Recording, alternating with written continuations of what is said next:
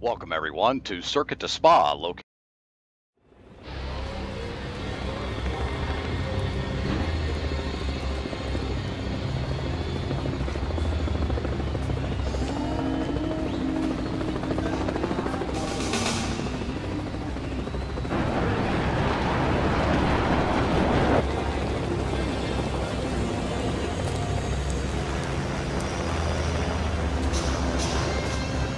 focus, determination, passion, stamina, and the will to win. The end result, the Ricmotech Sports Car Series.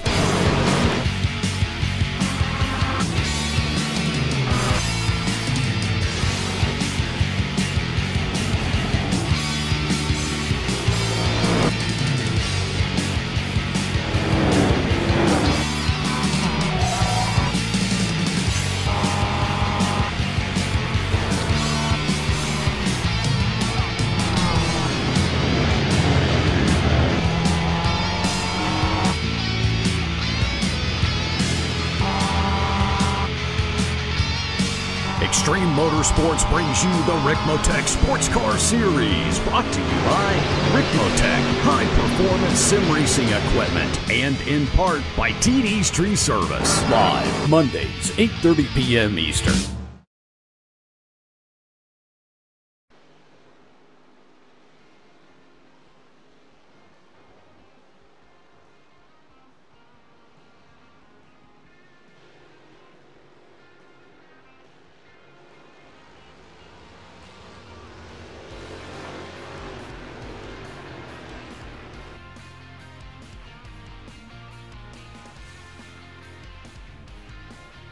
Good evening everybody, and welcome to the Circuit de Spa-Francorchamps in Belgium for round 8 of the Extreme Motorsports Ricmotech Sports Car Series, brought to you in part by TD's Tree Service. We had a double header last week.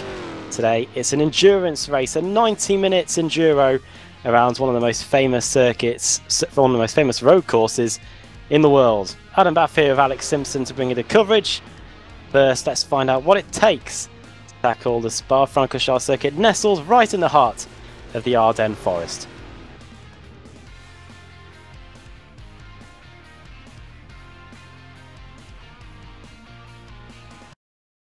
Welcome everyone to Circuit to Spa, located here in Belgium. A little bit of a foggy, misty day here as we do our track guide in the Ford Mustang FR 500. This 4.3 mile course has certainly seen its changes over the years. This track is nearly a century old, if you can believe it. It started in 1922. Most of the course was built, if not all of it, on public roads. Drivers had a very high-speed course back in the day, and the course has changed now from being over 9 miles in length at that time to 4.3 miles in length. As we approach turn 1 up here, known as La Source, you'll find that this is a very, very tight course, probably the tightest wrapping radius turn on the track. Overtaking opportunities do occur here, though, coming into 1 on those laps and trying to get a good run down this hill to turn 2, the slight right through the grandstand. This takes us to one of the most famous corners at this track, is Eau Rouge. Turns 3, 4, and 5. We come into 3 to the left, lift, come back to 4 to the right, to the floor, and back up through 5 to the left again. Very fast section. Not a lot of overtaking back there, but you'll certainly see it here. Coming around 6 back there, up the hill on Kemmel Straight. This track changes elevations from 104 meters from its lowest point to its highest point, 340 feet. Coming into 7, 8, 9, this is known as Lacombe. Right-hander 7, left-hander 8. You want to hug that inside tight so you can come back to the left to get that wide entry for 9 and get that pedal back to the floor to get down into turn 10, what I call the paper clip. Probably the most normal radius turn here at Spa. Roll that center, get that throttle back to floor as soon as you see that sight line. Back to the left for turn 11, and a very fast opportunity here for overtaking. Down the hill, heading towards 12, which is also a very fast section. 2 double lefts here we're approaching. Down into 3rd gear, hug that inside, back to the floor, back up into 4th gear. Very fast turn. 116 miles an hour around that second part of turn 12. Down into 13 and 14, known as Campus. 13 kind of wraps back a little tight here into 14. Again, want to get a good quick launch. This gets a little loose coming off of 14, heading down to 15. A little bit of a tight turn here. Got to get on the brakes a little bit more. Get back to throttle on that exit, nice and smooth. Takes you to 16. Coming off 16, drivers don't want to go too wide here, get penalized for going off track. A lot of overtaking opportunities here. Drivers will try to get sucked up in the draft. Another draft opportunity here outside of climbing that initial hill out of Eau Rouge. Up into 5th gear, drivers will lift throttle mid-turn here, get back to throttle on exit. Don't want to lose a spot as you approach the final chicane of 19 and 20. 130 miles an hour, gearing down to 40 miles an hour to hit 19 to the right, 20 to the left, lift throttle, hit that apex, and get a good quick launch to head to that finish line. This also takes you back down to where we started, the corner, turn number 1, good old La Source. And that is your track guide at Circuit de Spa. Thank you so much for watching.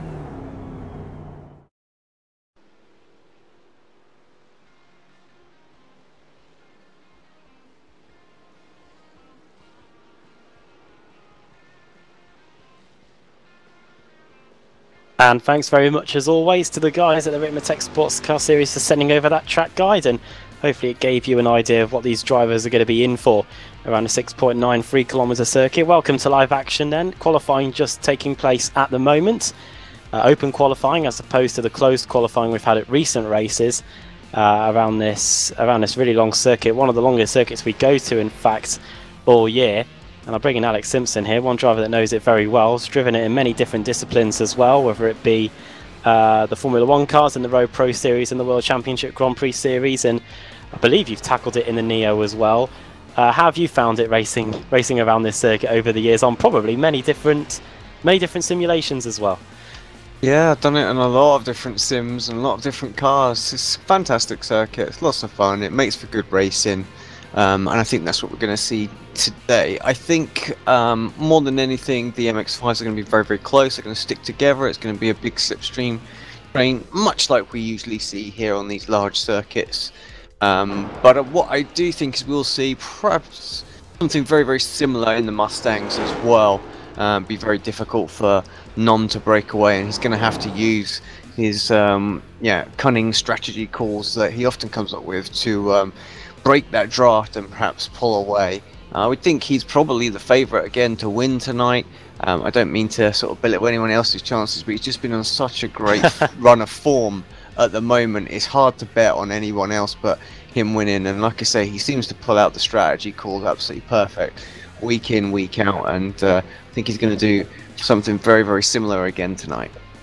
Well, yeah, we don't want to undersell it, but Aeronom has won every single race this season, and we're now on round 8, and it could be ominous here today because he has got a teammate acting shotgun as well in Sam Katakouzinos, I think that's how you pronounce his name, and the other Team Bushfink car.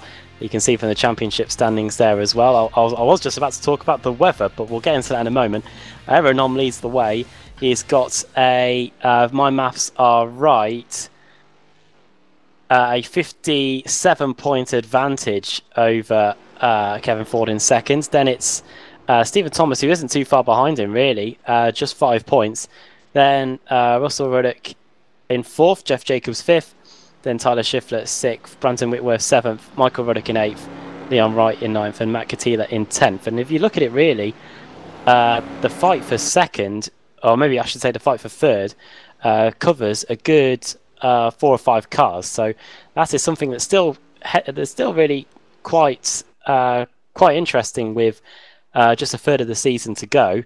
It's often actually we forget about that little battle, don't we, for sort of like third and fourth and things like that. You know, Kevin and Stephen Thomas always seem to sit in that second place having that battle, but it's that sort of mid-pack battle to try and get into a top 5 in the championship, which is a good place to finish in this series. So it's very competitive, and that is really, really close, from Whitworth up, really. We'll move on to the open category for that one, and just the 3 cars in there. And even though it's just a 3-car championship, it is still quite close for the battle for the lead there, I guess, with Raymond Bader Jr. heading Jennifer McDonald by, or leading Jennifer McDonald, sorry, by a few points, 39.49. Where's By your about calculator 25, when you need it, eh, mate? 25 points. I tell you, I haven't done mental arithmetic since secondary You got school. the last one wrong as well. It was 47, Yeah, I did. but we'll Yeah, let you off. I've got these two things in front of me called hands. I should use them. ST Pro. They're not doing anything else. Rob Hartley leads the way there by 6 points. That's definitely Got enough true. fingers there. Come on, you should get this one right. Yeah. Yeah, I'm not a Birmingham City fan. They have too many. Mike Dam leads the way by 6 points over Rob Hartley in the Mazda MX-5 category there. Travis Fenke and Eric Violet is then a bit of a way between those two, third and fourth. I don't know why it's trying to say Violet's name twice, but Pasquale Nucci in fifth. Then it's Jim List, Dave Payton, both on the same amount of points there in sixth and seventh. Then Dan Bristow, Geordie Fike and John Allen, 6 points behind him in 10th. So, once again, quite close in that category. And then in the Open, just 7 points between Chris Torman and Jacob Beasley. Beasley racing today, as too is Chris Torman. In provision in qualifying, it's Torman ahead. It's Beasley ahead on the qualifying standing. So, watch out for that as the evening goes on. And we've been looking at the two teammates here in the Bushfink. The Bushfink fold, they've been working together during qualifying. Moving on to the weather, Alex, I was just going to mention that. I know the Ricmotech Sports Car Series likes to do the weather based on the forecast in real life. However, we are now in November. We're pretty much approaching the end of the year. I think basically they've set it as low, the conditions basically as low as possible, really, for this one. So it's probably a bit more chilly here back in the UK, but it's going to be quite nippy for these guys out on the track. Should have made it night. That would have truly represented it, that's for sure. Absolutely stone cold, freezing, can't see nothing. So, but yeah, no, you're right. It's bitter outside, so we can't get that track temperature down low enough. I feel like it would be sort of 5 degrees tops, if that, out there right now. Yeah, first mince pies of the year today. Did you really? Don't know whether that's too early or not, but yeah, there's some mince pies here that are open, so I think you're okay. I personally haven't had any, but yeah, that's more by choice now than anything else. But yeah, I think you're all right. I think they're in. As soon as they're in the shops, you're good to go. There we go. And good to go. We are almost here at Spa, qualifying. Gradually getting to an end. We're still awaiting the Mazdas to do their qualifying session. They've just started coming out onto the circuit now. So end of the Mustang qualifying, and you can see that on your screen there. It's Aero Nom on pole position. Kevin Ford not too far behind him, but those are the sounds of the Mazda MX-5s roaring around this Spa-Francorchamps circuit, and they've got 12 minutes to set their qualifying times on the longest lap of the year. To give you an idea of how long it is, the Ford Mustangs, the best lap time set by Aero Nom, 2 minute 36. So I wonder, Alex, if we could be touching 3 minutes for these Mazda MX-5s. Yeah, could be close to that. Thank you for everybody that's tuning in. Those that are new to the series, just a reminder, it is the Ricmotech Sports Car Series, and yeah, so it's Mustangs and MX-5 action. So we have 2 specs of cars out there, but 4 classes tonight, and you'll tell those by our graphical overlay. We've got the slightly darker blue, that is for your pro Mustang driver, also known as the GS class, and then the slightly paler shade of blue, that is your sort of amateur Mustang class. And once we get a lap set in the ST class as well, you'll see these little MX-5s. They will have a sort of green colour, and it's the same again. The darker shade is for the pros, and the slightly lighter shade is for the AMs. And there we go. It's worth pointing out, actually, Adam, I don't know if you can see it, but we've got the new qualifying graphics on. Yes. Yeah, so you can see every sector that they go through. You can see the driver that we're focused on right now, Derek Collins. You can see if he's improving on his lap. Yeah, it's a bit of a hybrid of F1 and MotoGP, I'd say. This new qualifying graphic that we've got here. You can see the green indicating personal best, and you would expect it to say that because these are their first qualifying runs. So once we get the first few lap times in, we'll start to see who is looking the best, and at the moment Derek Holland is doing that. You can also see Pasquale Iannucci, Geordie Fike, Mike Dam there now coming onto the screen, and that's because everybody's flying through Stavelot and Curve Paul Frere heading towards Blanchimont as we get set for the end of the lap.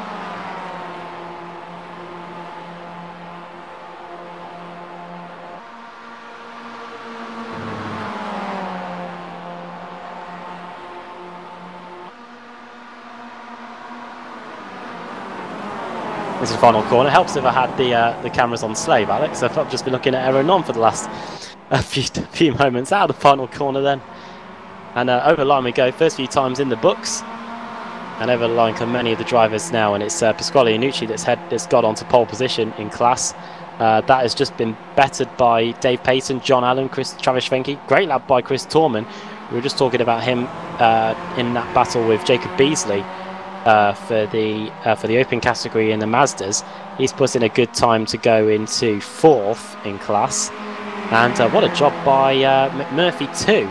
Open driver, as you can see from the lighter shade of green on the graphic, and he's now in what is 7th place in classes. The drivers now can start their second run. Pretty much, pretty little time to get back to the pits there, Alex. I think everybody's just loaded the fuel into the car and decided to go at it straight away. Got Rob Hartley nipping in a time there at the moment.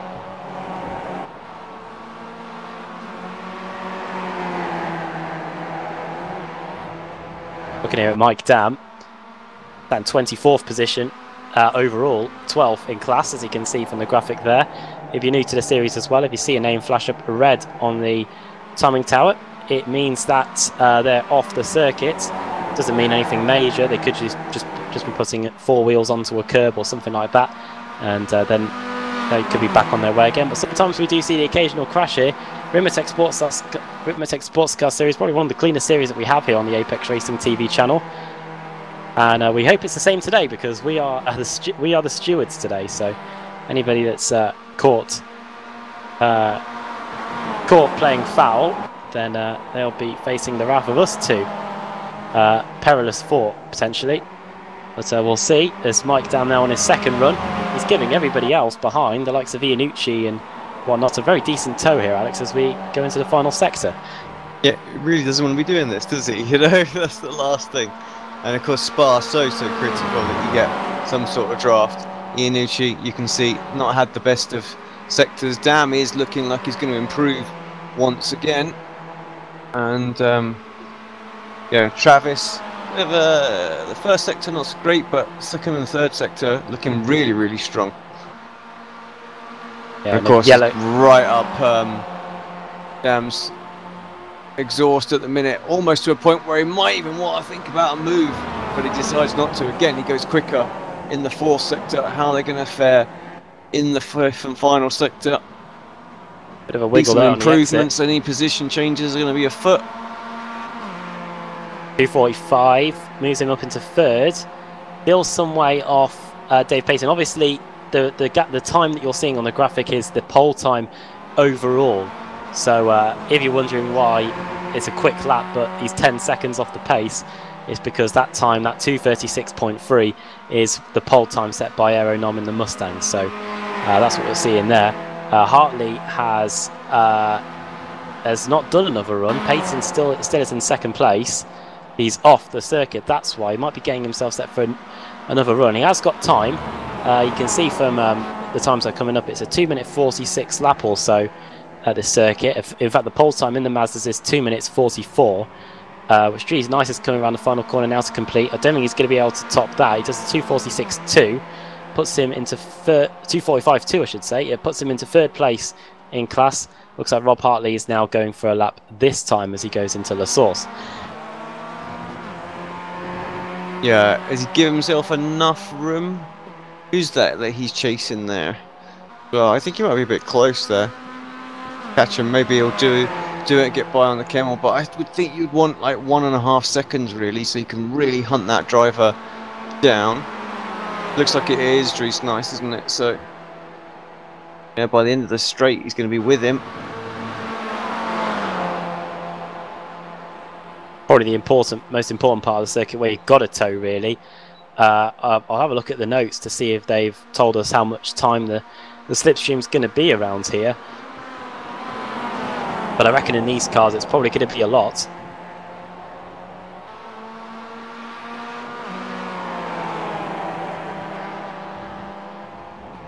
Through, that's Malmedy. Now into Rivage. Out of the way goes Peyton. You can see a few off tracks on that lap as well. This isn't a improvement on his personal best for Rob Hartley. Running out a bit wide as well there. Winging it in. That's a drift and a half, and it's one that he's not going to be able to save.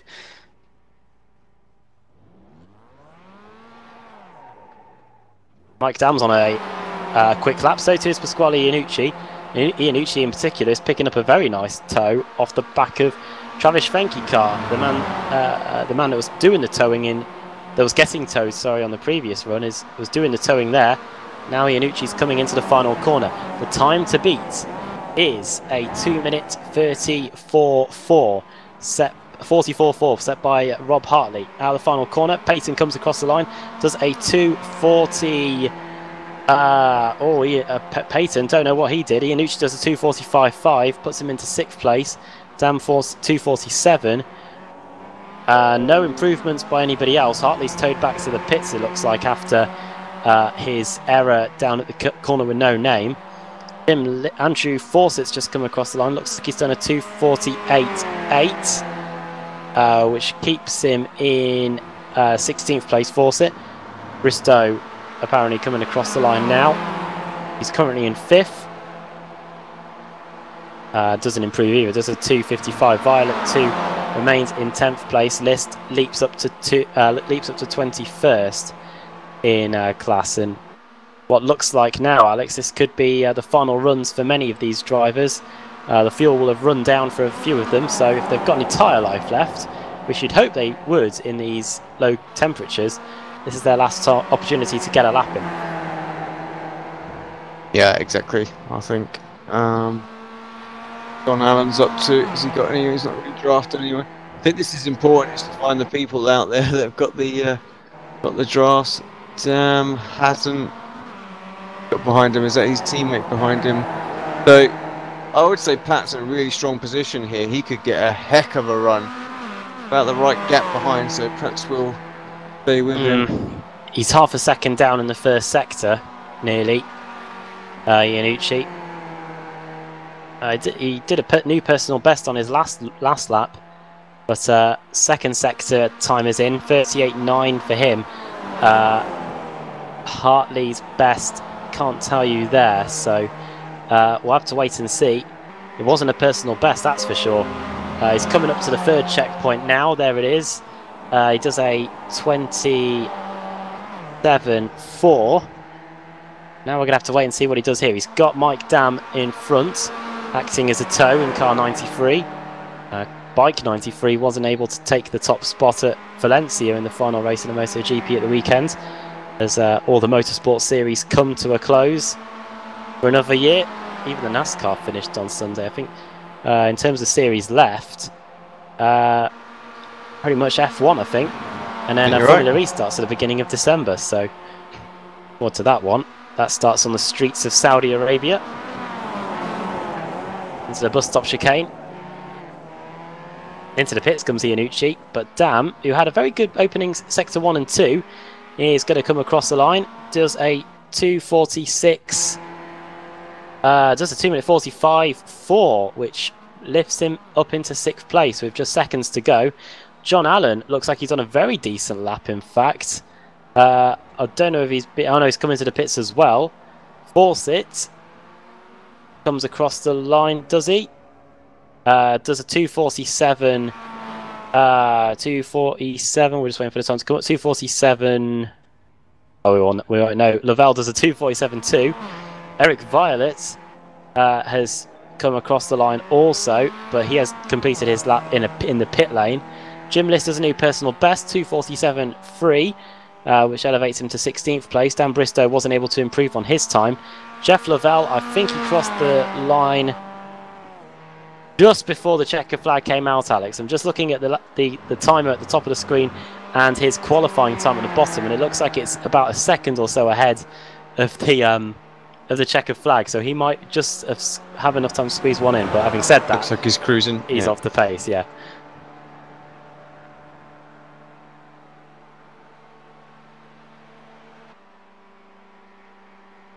In terms of qualifying standings, got cars separated by hundredths of seconds. Don't think we've seen anybody set exactly the same lap time, but at a circuit which is so speed dependent as is Spa, it's no surprises where the qualifying times are especially close. I really expected that, absolutely.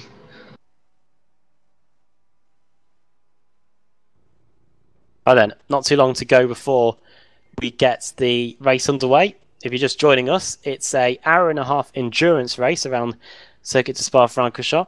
We're expecting both classes to come into the pits twice. Once the pit stops get underway, these hour-and-a-half races usually tend to fly by just because there's so much action with cars in the pits, cars running around on the circuit as well, cars running different strategies too. So they could be saving fuel, they could be going for a slightly longer second stint. And as you can see there, support this series and the channel. Hit the like button, give us a share, and even drop us a subscribe as well. There's a bell notification there too. So you'll get notifications when we are about to go live and when we are live too. So you won't miss any of the exciting action that we've got on the channel. As the motorsport series around the world reach their conclusions, it's the same here. We've got the BSRTC heading into its final 2 race meetings of the season over the next 2 weeks at Monza and at Daytona. Alex Simpson's involved in that too, so worth a watch to see how he gets on there. We had MX5 action earlier on as well, Alex. Yeah, first time, little tester series on the Monday night for sort of like a rookie feeder series to the Tuesday night MX5 action. So watch this space, that might be something that will be a regular series. I'll run sort of same time on our channel as the World GT Championship as well. So busy, couple of broadcasts all at once. We'll see if we can manage that. Yeah, choice of action. Life a bit slower than get into the Mazdas. Andrew Woodhouse was trying to coerce me into the car to race in the Mazda League on a Monday. Unfortunately, I don't have a wheel or a desk to put that wheel on right now. Christmas is coming up. In fact, Black Friday's coming up. So did see the iRacing deals that are going on. It's the time of the year again. Oh, I definitely need to get my subscription renewed. I can't let the opportunity go. I missed it last year on the Black Friday deal. God knows how. It was up for ages, but yeah, I was like, oh yeah, I'll do it tomorrow, and then of course it's gone.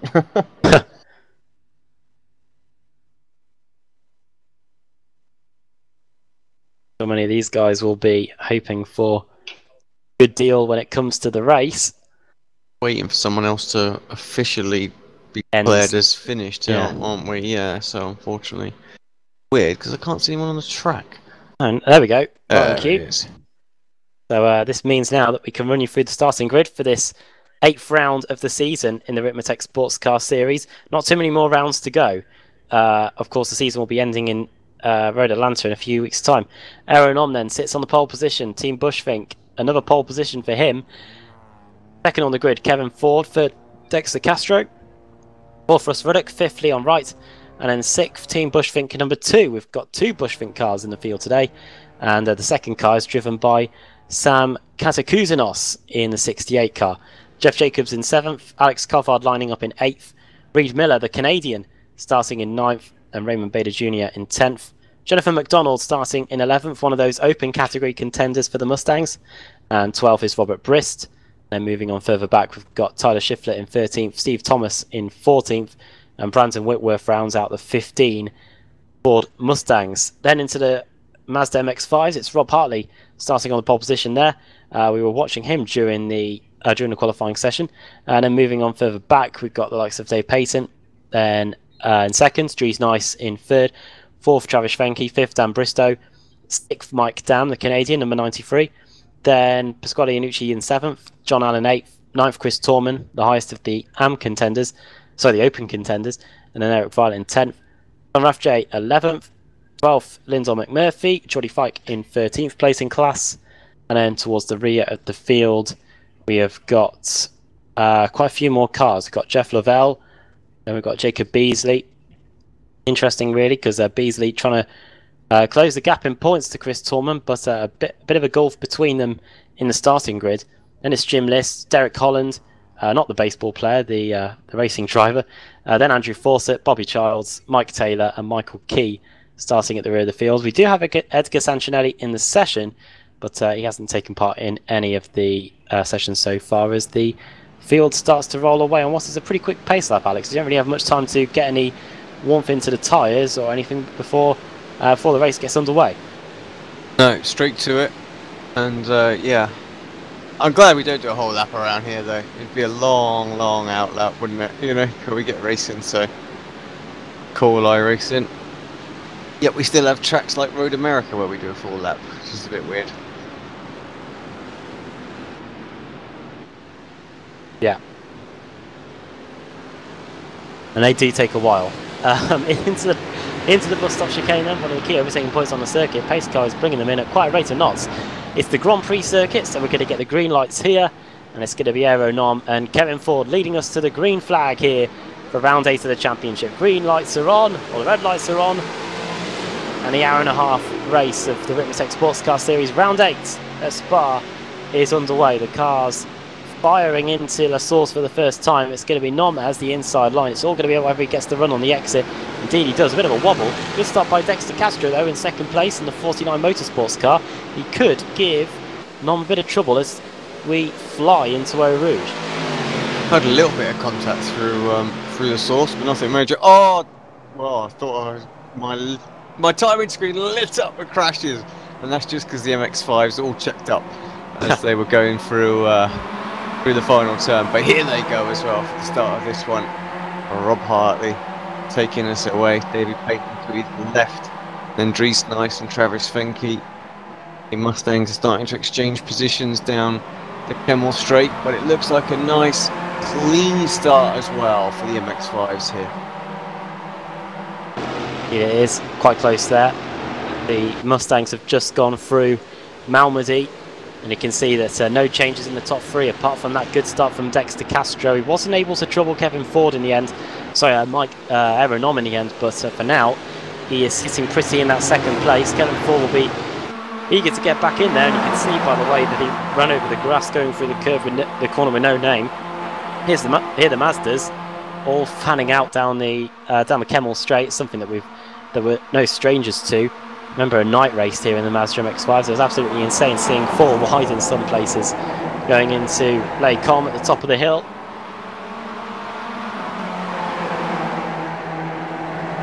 Great setup there by Dries Nice. He could fancy his chances on Rob Hartley going into Rivage at the bottom of the hill. Thinks better of it though. So much tactics go on from this series, almost from word go, you know? Just thinking, Dries probably thinking, no, I'd rather sit there behind Rob, let him pull me along, I'll slipstream him. That's going to be in a good 2 seconds. I'm in the pits less later on. Does the same again in the second stint. You know, he's going to find himself sort of 4 seconds in, and that might be enough to get a breakaway. This is literally how early. I mean, the stark contrast in this series, then perhaps what we'll be watching on the channel earlier on tonight, or at least the the Tuesday night MX-5 action, where it's like, nope, must go for every overtake, every corner. And this one far more calm and collected. Almost shades of a NASCAR race, really. You've got the different stages. These guys just focusing on staying clean for the first part, and then when we get to the pit stops at about the half-hour mark or so, then it starts to really develop.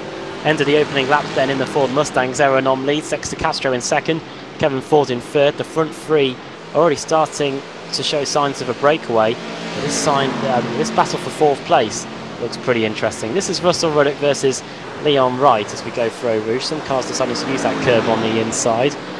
Sometimes it can be a real handful if you do end up running over it a bit too much. had some pretty big crashes there this year in the World Endurance Championship, and of course in the Blancpain Spa 24 Hours. And Leon Wright is having a look at the inside into Lecombe. He's given plenty of space by Ruddock, and uses a bit too much of the curve there. The car gets away from underneath him, but the One Wild One racing car is up into 4th place. Good move. Yep, just showing his intentions pretty early on that he's happy to make some moves. What we want to see. Here he is. He can also, yeah, like I said on the start, I think this is going to be a tough race for Nom to be able to break away and dominate like he has done in the past. Guys are going to be able to use that slipstream to keep with him, and more importantly, they'll also save fuel as well. So, be a tough race for Nom if he wants to lead it from the front all the way. Possible crash for Geordie Fike, I'm hearing in my ear. Maybe we need to have a little look at that one. Yeah, he's towed back to the pits. Here's a replay.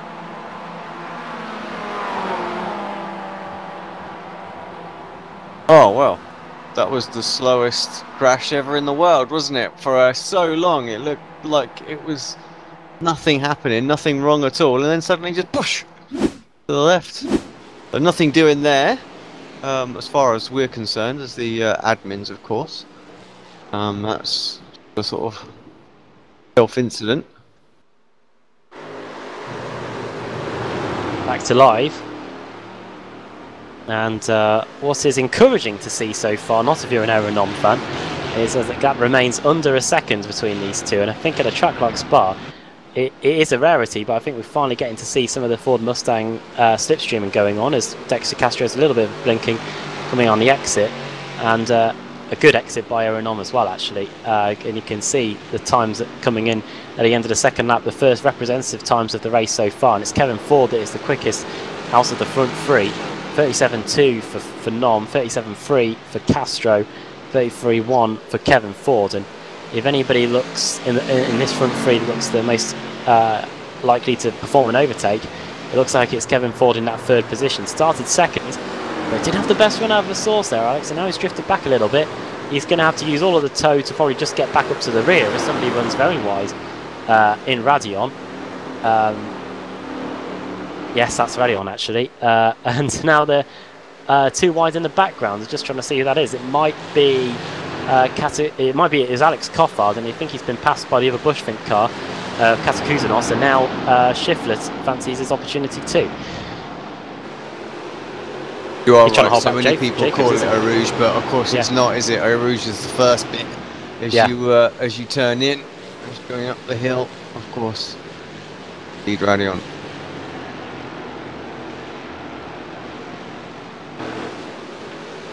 Down to the corner with no name, and 7. We're looking here at Tyler Shiflett, a man who has definitely been on the move. 5 positions gained for him thus far in this one in the motorsports car, and usually we see something like that with drivers that have started at the very back of the field and have been helped by retirements, as somebody runs very wide at the back. I think that was Leon Wright. Indeed it is, but no. Tyler Shiflett has done a very good job in the motorsports car, and now he'll be hoping to gain some more positions as we go on through the races. There is quite an interesting queue starting to form from front. Leon Wright is really Russell Ruddock is really starting to feel the heat from Sam Katakuzanos in the Team Bushfink 2 car, and the Australian might fancy his chances going into the bus stop, and maybe even before then. He's looking up the inside going into Blanchemont. Yeah, that's quite a surprising move. I've been waiting, done it on the exit, but should be able to throw it in. Gets the overlap, and yeah, thanks very much, he says. And actually now that's quite put Russ under quite a bit of pressure from behind as well. Coffard having a look on the outside. White got the braking right, so doesn't keep that overlap going into the left-hander of the bus stop there. Yeah, I was really hoping that they wouldn't hit each other. I don't want to be the one dishing out the penalties. Was it the BSRTC protest meeting today, Alex? It was indeed. Yes. No penalties for you, I assume. No, none for me this week. Yay. Yeah, no qualifying bans Nope. for you. Probably one of the most important qualifying sessions of the year, really. I think coming up. Yeah, Monza certainly going to be an interesting one, and like here, it's going to be very much a draft one as well, where we have to nail that. Here's the battle for fifth. Bushvink racing car. It's not the one that we usually expect to see, like Aeronom. He's following a familiar tail, and he's leading out front. But this is his teammate, the Australian San Kouzanos in the Bushvink 2 racing car. Do know another Bushvink driver in James King, but I haven't really spoken to him about this guy, but he's doing well. In fifth, has gained a position so far. We saw that when he went up the inside of Russ Ruddock going into Blanchimont on the previous lap. And now Ruddock is feeling the heat of quite a few Mustangs behind him now. That's the blue and white HJ Motorsports car of Alex Coffard, as it's just come up on my screen saying that Jacob Beasley's crashed, which is interesting because Beasley is in the open hunt for the Mazda MX-5 class. So I'm hoping that he wasn't hit off by anybody. I don't know if that might be something that we might want to have a look at a replay of Alex here on lap 4. Here it is. You might have to talk it through for me because oh no, here it is. I have got him on screen. He's come into the pits. Is he going to crash in the pits? No idea. It's just because he checked up so much. I think it put the threshold limiter on, didn't it? You know, where they go so slow that it thinks it's a potential crash. So, yeah. I'll just adjust that for now. We'll reduce that speed down because there's a couple of really tight corners, of course, here at Spa. Didn't help that it said jump to the pits. I thought he must have towed, but I will look out for that in a bit. Early pit stop, you could say. We are only 10 minutes into this hour-and-a-half race, but look at this. We have got a battle for the lead again. Aeronom, the gap is less than half a second. You usually see the decimal point a bit further on than 0.5 in the Ricmotech Sports Car Series, but he is under a bit of pressure today, and you can see how close that second scrap is in the background too. The front three separated by about a second. Nom, Castro and Ford all together as they come through the source now towards Eau Rouge and Radion. Last time around it was a 38.4 for Nom, 38.46 for Castro, just slightly slower. Kevin Ford again, the quickest out of the front three as we go through Eau Rouge, and even in cars as heavy as the Ford Mustang, you can see that even they get a little bit excited over the top of the hill at Radion. There's quite a draft there when we go on board with Dexter. If he can get to within half a second coming out of turn 1, I think got an opportunity to get a run. Just needs to make sure he gets Eau Rouge and Radion basically bang on. Great to see this battle. This is really good so far. Just hope it continues for the whole race. You can see how early they put the power down in second gear through Rivage. Third gear into the corner with no name. Don't get too unnerved by the fact it says fuel 0 on the dashboard. Haven't got the data for that just yet on our racing spectators. They've done well by giving us the gears and things like that now, haven't they? So we're not stuck in reverse all the time and things like that. But yeah, that'll be the next thing, is get the fuel so we can have a little sneak on what fuel strategies they're on and things like that. That'll really annoy people, I'm sure. Yeah, we're kind of using it as innocent spectators because that is actually essentially what we're doing. But I'm sure many of the spotters could join us, spectators, see the fuel number, and then all the secrets are out potentially on what could be going on. Especially if in the F1, you see how much data that the drivers have at their disposal on the steering wheels there.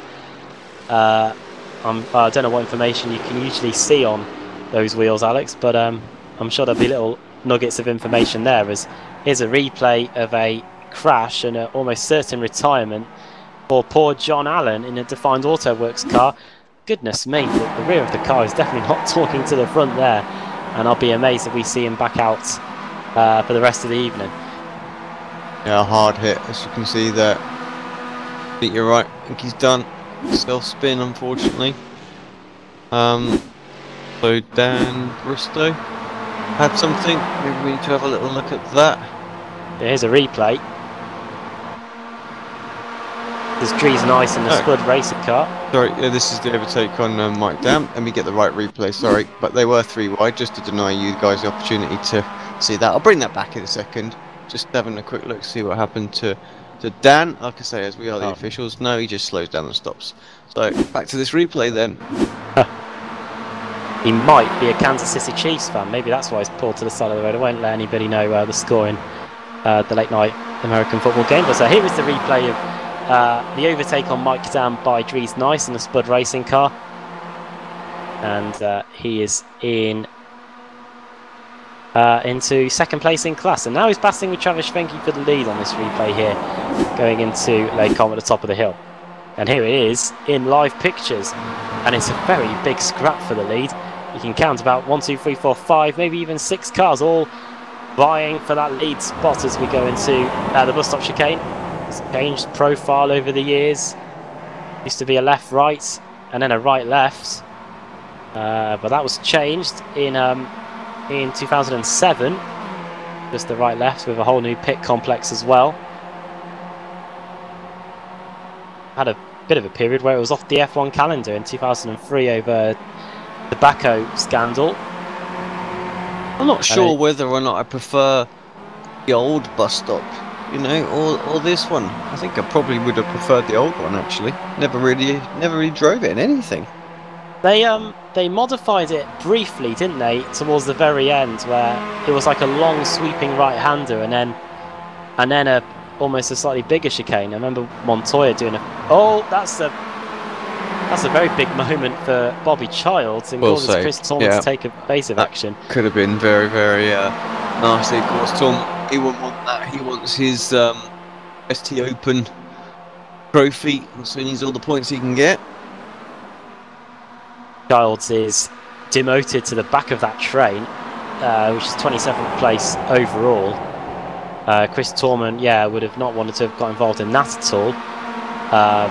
He sits pretty there in quite a good position, really, especially considering the early pit stop for Jacob Beasley, who is still circulating on the circuit, but he is right at the back, and he was in the pits for 39 seconds, so don't know whether it could be a roll of the dice there, but we'll wait and see. We've got plenty of time to go in this one. We've got an hour and 15 minutes, 75 minutes to go in this 8th round of the season. We had a double header last week in the Ricmotech Sports Car Series, 2 races in one evening, 2 40-minute races. We were at Zandvoort in the Netherlands as somebody goes for a very big detour. That was Jim List. And then we were at Silverstone Southern after that, and those 2 races flew by. They were really entertaining to watch on 2 tracks that we don't really see too much action in the Ricmotech Sports Car Series, but we're definitely seeing it here. I don't think we've ever been to those tracks before, have we? I think in the history. We went to Zandvoort a while ago, yeah. It's interesting actually because Kevin sent us that message with the results of the last time they were here at Spa, and he was mentioning he thinks that was one of the first sort of meetings we did with these guys that season. But, it's been a crazy thing how long I've been doing this league now. Yeah, we're coming up to start the 3rd year of us doing it. Is it really? We started doing it in 2017, yes, so... That is crazy. Yes. Who would have thought we'd be this nutty that we'd carry on doing it? I mean, it's so late at night for us. Yet we're still here. Yeah, we always go on about the life cycle of this PC. It's us covering the series is almost as old as this PC that I'm commentating on. So, here's a replay for battle a bit further back in the Mazda MX-5. So this is a free car scrap. It's the Bobby Childs scrap that is now being named as it. It's a spin for the open class leader, Chris Torman. We were just commenting on how he's loving life, especially with Jacob Beasley running a bit further down the order. But that's not gone at all well. He hasn't hit anything. He has got going again. And this is another replay of Alex Coffard in the HJ Motorsports car having a bit of a moment. Oh well, game over. That's got to be a hardware failure. Suddenly just veers to the right. Nasty. first major casualty in the Ford Mustangs. Purple sector 1 by Kevin Ford on that last lap. He's the third car in shot there as we go through the bus stop chicane. He's consistently being the quicker driver out of these front three. It's just whether he can take advantage of it. Maybe he's happy sitting in this third place for now. He's got...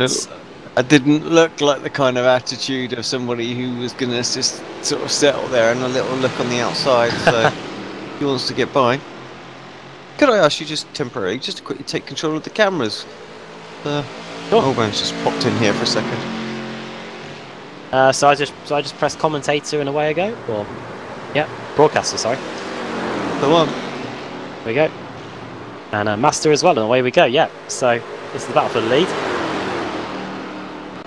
And straight away, we'll go for the chopper.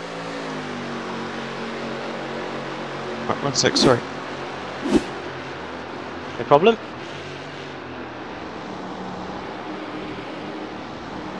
Get an opportunity to see majestic Spa-Francorchamps circuits. The Ardennes Forest here. Obviously known for its unique microclimate. We could forget the 98 Belgian Grand Prix where Schumacher and Coulthard collided, and it was Jordan that ended up taking the 1-2. Courtesy of Damon Hill and Ralf Schumacher. Some questionable team orders going there on that day. Ralf Schumacher could have got his first win if it wasn't for team principal Eddie Jordan intervening after some advice from Damon Hill. Ralf Schumacher would have to wait a further 3 years before he got his first F1 win. That was at San Marino in 2001. But back to matters here. Next to Castro in the 49 Motorsports car. He's got Aeronom in front of him, and he's got Kevin Ford directly behind him. In a bit of a tricky situation here, the 13 car. Just when it looks like he's challenging for the lead, he then has to come under the attack of Kevin Ford behind him. Let's look from the gearbox of the Ford Mustang here. He's got Kevin Ford behind him. Kevin Ford, a specialist at Sebring, took a win there a few seasons ago.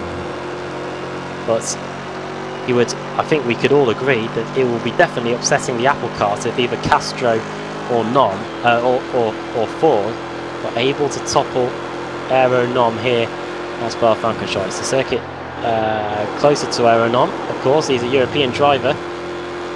These guys based in the States.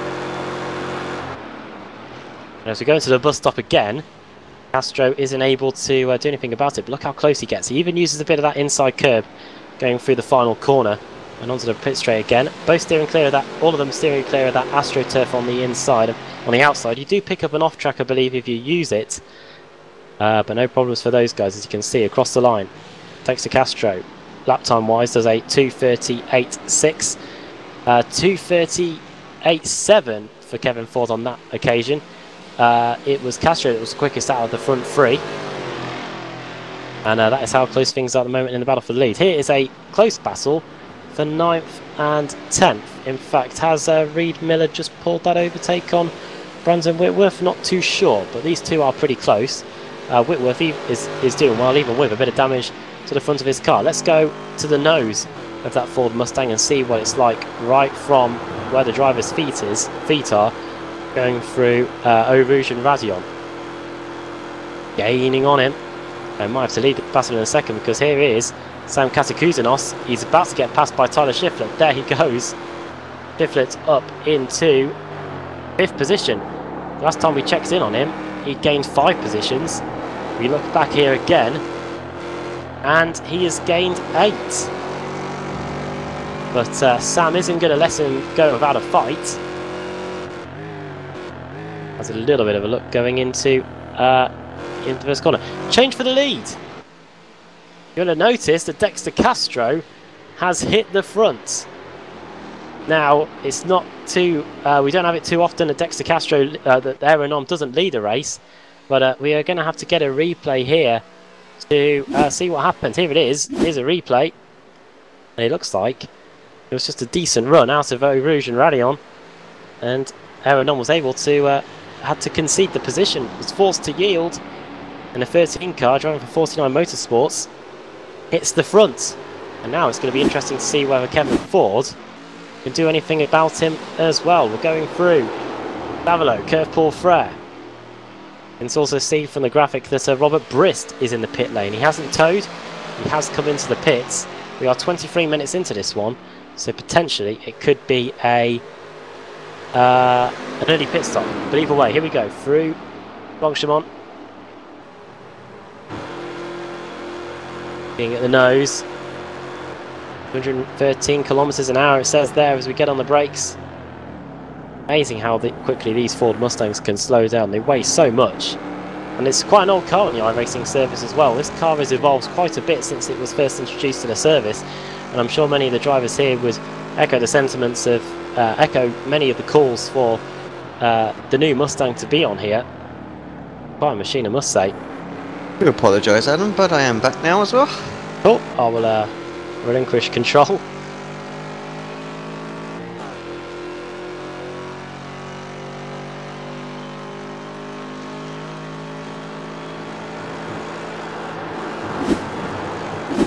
Now back to live, there we go. You would have noticed a change for the lead, Alex, and yes, extra in. So where did that happen then? Sorry. It was this point a lap ago. He got a decent run out of Eau Rouge and Radion. Did Castro, and he was able to draft by, similar to what Aeronom is trying to do now going into Les Combes. Great view here and what's going on from the nose of the car. But Castro just able to hold on. Look at Nom drifting his way through Malmedy there.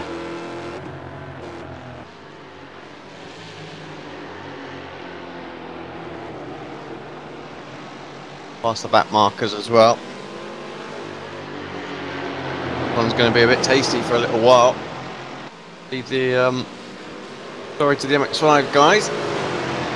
Stay with this. Stom's not the kind of person that will want to sit in second for any amount of time.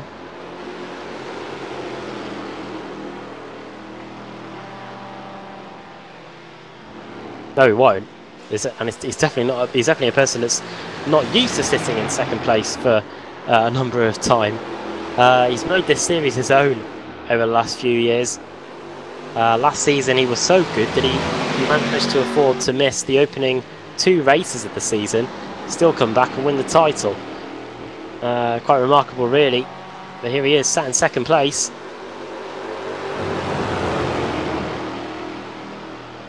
And I think Kevin Ford might fancy his chances here as we go into the bus stop chicane. You can see there from that camera angle that the Bushvink car probably has to worry more about the Flintstone racing car in third than he does about the 49 Motorsports car ahead. Into the bus stop chicane we go. We haven't seen too many overtakes here in the Mustang class. Ford going to dive to the inside very late on. Yeah, look, didn't he? He thought about it. Yeah, but just kind of bailed on it right at the end there.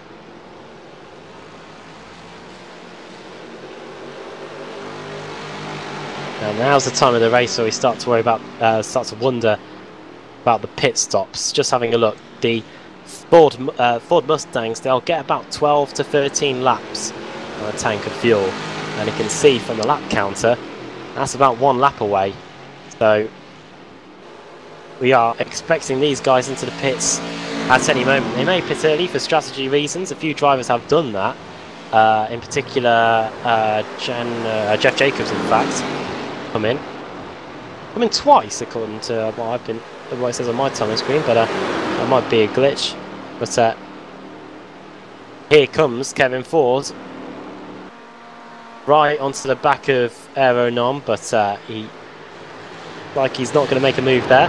He can't get the overtaking done on track. Wait for the pit stops and maybe let the strategy do the work.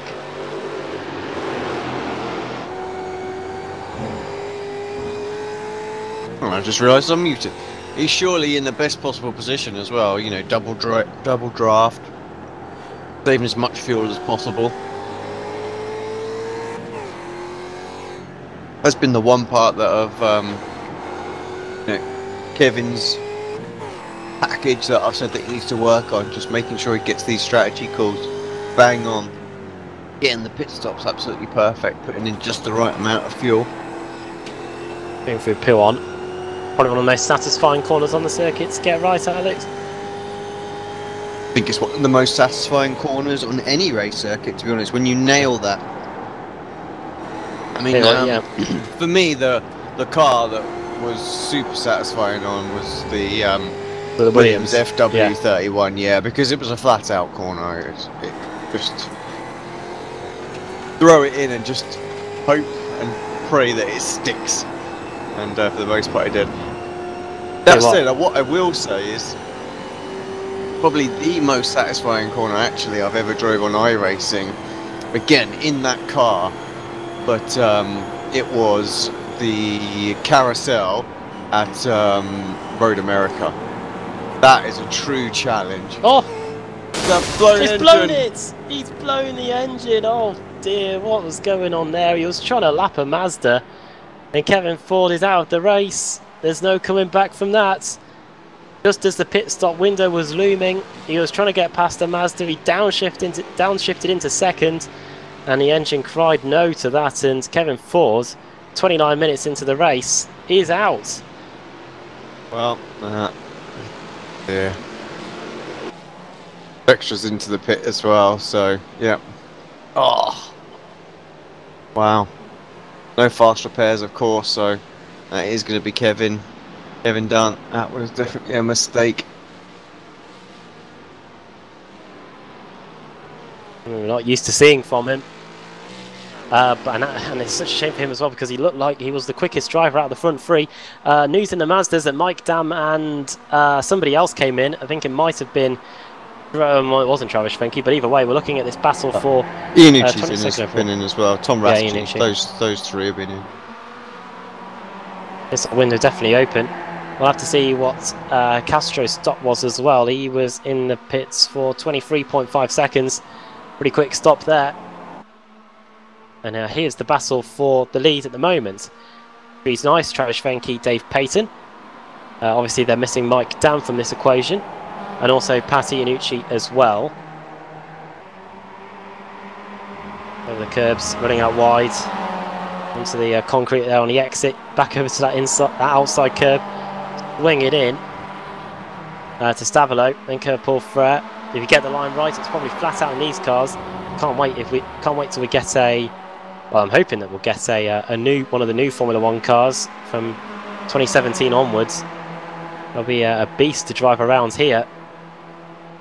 Well, of course, we have had the F3. Now that will be flat out through there because again, it's not got the power. But you know, and we're on our channel, so we can talk about it as well. But there's been so many rumours in the last month that they're actually finally going to release Formula Renault 3.5. So yeah, that could be quite interesting as well.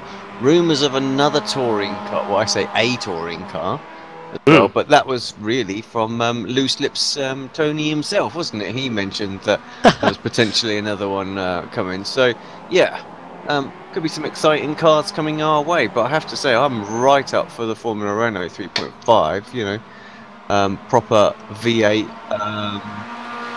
Normal aspirated, full sounding engine, no messing around with hybrid systems and things like that. That's right up my street. That's really what drove me away from the World Championship, was all this hybrid messing. Hate it. It is pretty complicated, I'll give it that. Pit stop window, it's pit stop time in the Mustangs. You can see from the top of the screen that Aero Nom's come into the pits. He's been joined by Leon Wright, Tyler Shiflett, Russell Ruddock, Raymond Bader Jr., all of them in, and it's going to be very interesting to see if we could get the track map up whereabouts Dexter Castro is on the circuit. So you can see Aero Nom is currently, Dexter Castro is sat in 9th position.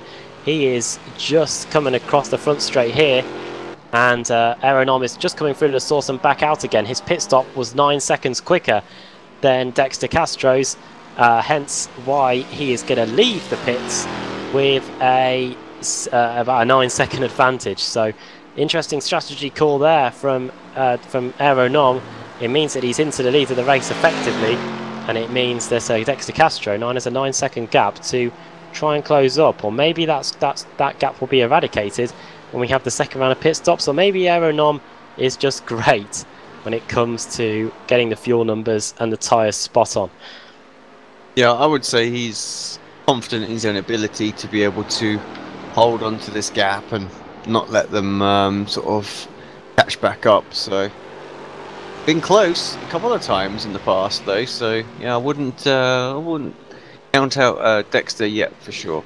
And of course, slight alteration to the mini map as well now, with the update of the sector graphics being included. You can actually see sector points on the mini map too.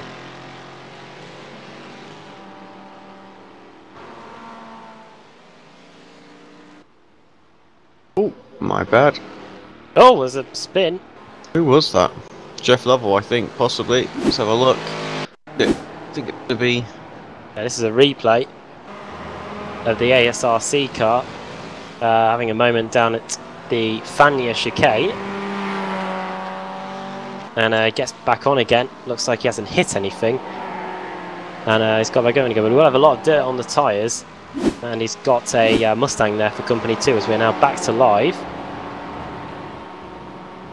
That is going by. That is Reed Miller in the Dirty Talk car. One of the few cars that's yet to make a pit stop, actually. Only 3 in the Mustangs that are yet to come in. Sam Katakuzanos, Reed Miller and Brandon Whitworth. The 3 Mustangs yet to make a stop. They are really stretching it, really. The note said 12 to 13 laps. Katakuzanos is just coming in now, right at the end of lap 13. So running the fuel right down to 0. And I wonder if we'll see these 2 Mazdas that we're looking at here coming in this time around. Indeed we do. We see number 75 come in. We didn't really mention the fuel numbers in the Mazdas. Mazdas are expected to go 14 to 15 laps, so we can expect to see some of these guys coming into the pits over the next 2 laps to get their fuel in. On busy pit lane again. Can't see all of the people pitting on our graphic at the moment. Yeah, at least we're not using the Enduro pits, then we would have had a lot of cars dotted about the map.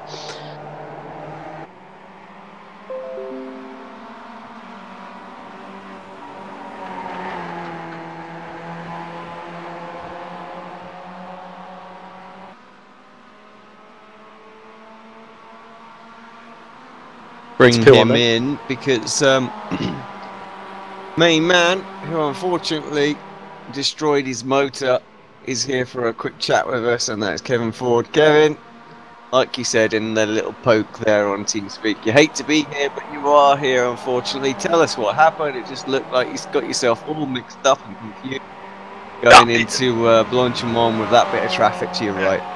That's exactly what happened. You know, I didn't think we were going to make it through Blanchimont there in time. Once I saw Dexter and Eero, a gap there between them where I could see the Mazda car, I knew it was too late for me to try to make a run. Tried to lift so that I didn't carry speed out into them. When I did, I knew I had to downshift or I was going to lose the front 2. Instead of coming into 4th, went into 2nd, and kaboom. That was all she wrote. Very disappointing. We had a great car tonight. We worked really hard this week getting the car set up, and you can certainly understand why these drivers in these real life races get so discouraged, because it is very disheartening to see that smoke coming out the back of the car. Well, at least you haven't got the bill to pick up. You know, that is the only good thing about that, Alex. But I appreciate the pump me up. Yeah. Yeah, well, we'll look forward to going after them next week, and you know, it was just disappointing. We had a great car tonight, and was feeling great running behind those 2, and was just gonna let them pull the train to the end and see if we could do anything with them. But unfortunately, things did not play out quite the way we planned, and that all happens. We know how that is. It is racing. Indeed, it is. Well, unlucky, and yeah. Sure you'll bounce back nice and strong for the next round? Well, I do appreciate it. What kind of excitement have we seen out here so far tonight, guys? Yeah, it's been pretty good all round, actually. I think we're seeing the kind of race we quite expect to see here at Spa as far as the MX-5s are going, and that's going to be lots of changing of position and lots of slipstreaming going on. And yeah, obviously, Nom throwing a bit of a curveball with a strange, I say strange strategy, but a different strategy. So we have to see how that plays out, whether or not he can maintain that lead. Because right now Dexter is coming back to him, but not particularly quickly. Yeah, that's going to be quite a battle between those two. Dexter was running really strong in practice earlier today, and of course we always have practice on Sunday prior to each of these events, and both of those guys were running strong yesterday, Dexter especially, so I expected him to have a good run tonight. I think if anybody had a run at Era, it would have been him. I think it would have been a little more of a long shot for me to get in position. I would have had put myself in the right position with the right timing, at the right corner. And I saw a couple of spots there where a move could have been made at the end where I felt I was a little bit quicker, maybe than both of them. But that was about the only spot, so I don't know if that would have helped me or not. Been a lot of off tracks here tonight. How's that going to affect the drivers? How many? Just remind us of how many incidents before it gets looked at. They can acquire up to 6 off tracks, meaning if they dip a tire off the edge of the course or have a small contact with another vehicle, could give them a 2X or a 4X depending on the severity of it. The drivers do get a thing that pops up on the screen letting them know what they acquired there on that mistake. But the drivers are allowed up to 6 incidents in this event this evening. If they stay 6 or under, they do get a bonus point for the race. So I don't think we're going to be seeing too many of those when the admins are getting the points tallied today. Yeah, I don't think so at all. It's quite a tricky track to stay under the limit. Well, Kevin, thank you very much. Anyone else you want to give a quick shout out to before we let you go? And just a big thanks to all the drivers out there. We do appreciate their participation in both of our series, and of course with the big changes coming up for the World Challenge next season in 2019, they're all very much looking forward to that. Before you go and before you wrap up that bit, do you want to quickly talk about the World Series? Give that bit of a plug while you're here. What exactly is going on while we continue to watch this battle with your sort of league admin colleague, Jeff Jacobs, out there? Yeah, absolutely, no problem. We made a decision about 8 weeks ago. It had been on the table. It was a goal that we wanted to do originally in 2018 for the World Challenge Series, and as all of our viewers have seen, those cars that ran in that series were similar to the sports car series that they're watching here this evening, the Mazda, the Mustang, but we did add one more car to that series, which was the Porsche 911 GT Cup vehicle. It was probably closer to one of the other series that runs in real life, but the goal of this series, that we're mimicking the real life series, and it was only natural that we moved up to the step above this series and actually move into the GT Le Mans and GT Daytona cars that a lot of our viewers see running in the World Endurance Challenge at Le Mans, or the 24 hours at Daytona, the 12 hours of Sebring. Those will be the type of cars that we're going to for 2019. One other slight change is it's going to be 2 seasons next year. We will not have the entire year as a single season. We will be doing a spring and fall season. Spring season will kick off in January. I believe it's January 21st, if I remember correctly. And that season will run through the 1st of June. And then we will kick off a second season that will contain 8 races. So you'll get to see 16 races of the World Challenge throughout 2019, which will be exciting for our viewers, and we're really looking forward to it. So we're going to have GT Daytona cars. That'll be the Mercedes AMG GT3. We will have the Audi R8 as well as the Ferrari 488 GT3. And over in GT Le Mans, we will feature the Ferrari 488 GTE vehicle, as well as the Ford GT, which is the 2017 model of the Ford GT, and as well as the Porsche 911 RSR. So those will be the 2 classes, 3 cars in each, and we're really looking forward to it, Alex. Yeah, it does sound like it's going to be quite exciting. Just really spices it up a little bit. So I'm right up for watching that, see how it all progresses throughout next season. Yep, absolutely. We're looking for a much larger car count in that series. Obviously, it's a very popular series on the iRacing service, so we're hoping that we get a big turnout for that, and would love to see a full 60 cars out there on the field, wouldn't it? That'd be amazing. Yep.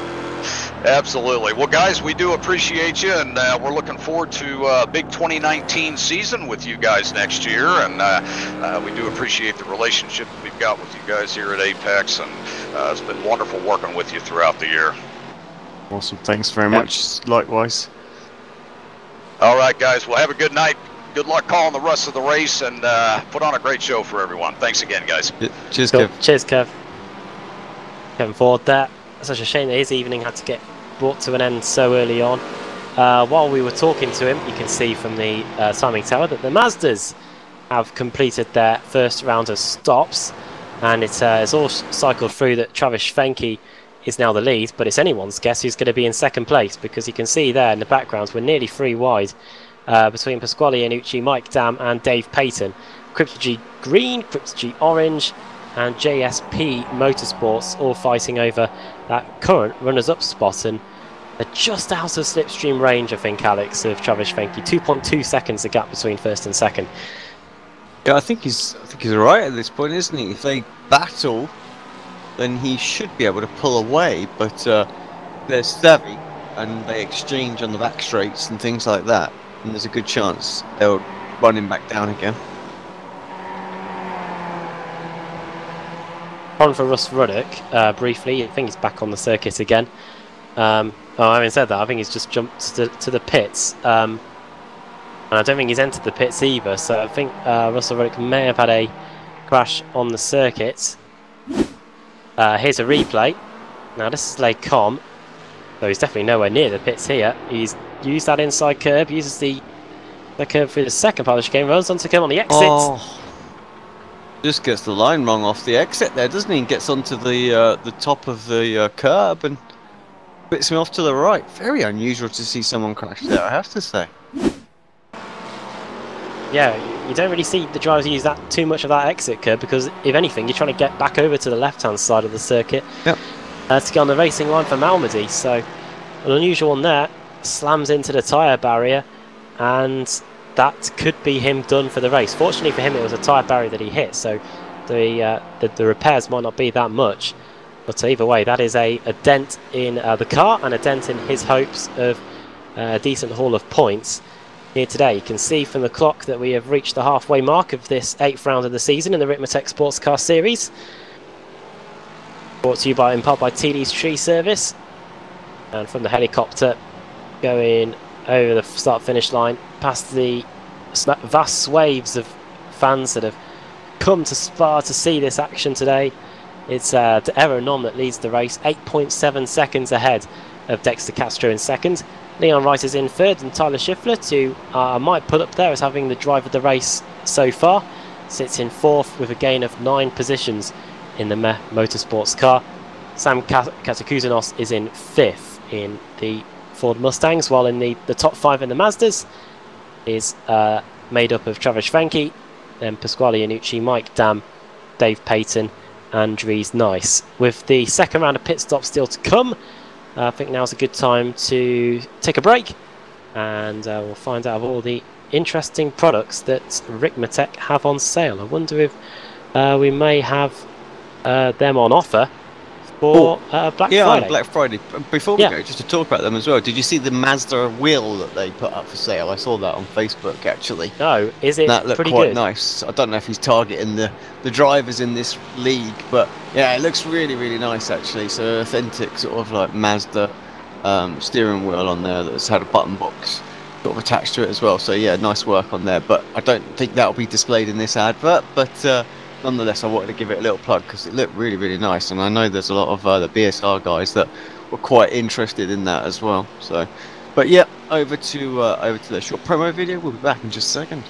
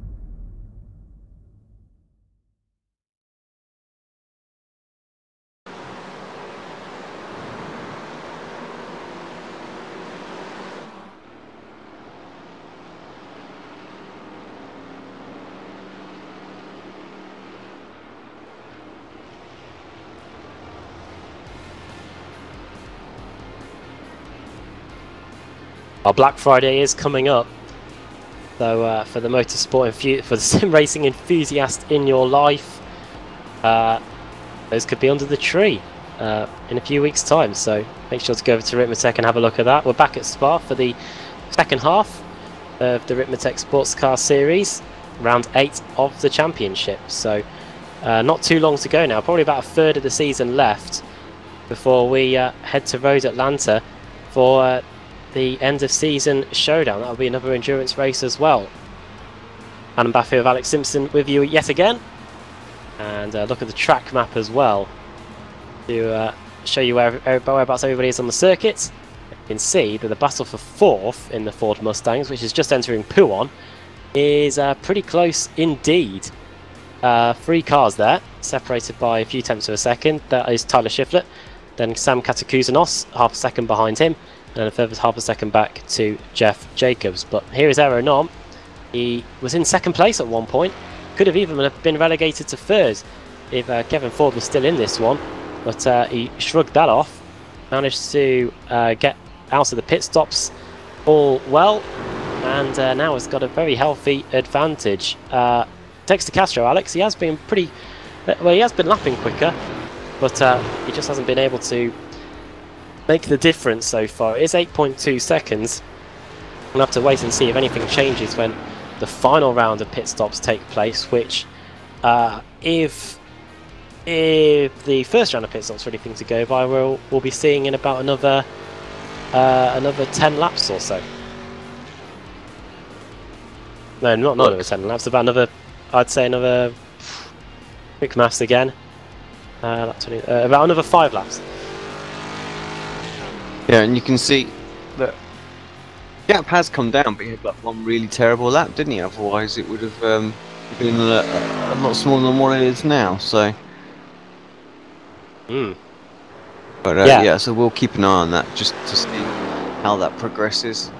That gap on ticking down, but yeah, it was nearly a second that lap that it was quicker. So yeah, now you would hope that the new tyres would make an improvement, but I'm not sure it's quite that much. So the traffic must have come into play there somewhat. Battle for 4th is now just going through Eau Rouge. Sam Katakouzanos is getting a very decent run here, the Aussie. V8 Supercars, in fact, that's another series which is yet to finish. I think their final race is this weekend, though. That's on the streets of Newcastle. Yep. The streets of Newcastle in Australia, of course. Quite a few Newcastles in the UK, actually. There's one near Stoke in Staffordshire. Newcastle under Lyme, that one is. And then, of course, it's Newcastle upon Tyne in the northeast, which is where Newcastle United are. A bit of geography there. I've been there. Yeah, I've never been. Never been. I have to say, I think I drove past the stadium a couple of times actually, just on my way past, but never actually been. Yeah, been to the ground properly. Oh, City, pretty nice. Been to Sunderland as well, which is near it. Just haven't been to Middlesbrough either. I think they are. I forget the nickname for them. You've got the Geordies for Newcastle. You've got the Mackhams for Sunderland, and the people from Middlesbrough are the Smoggies. That's what they're called.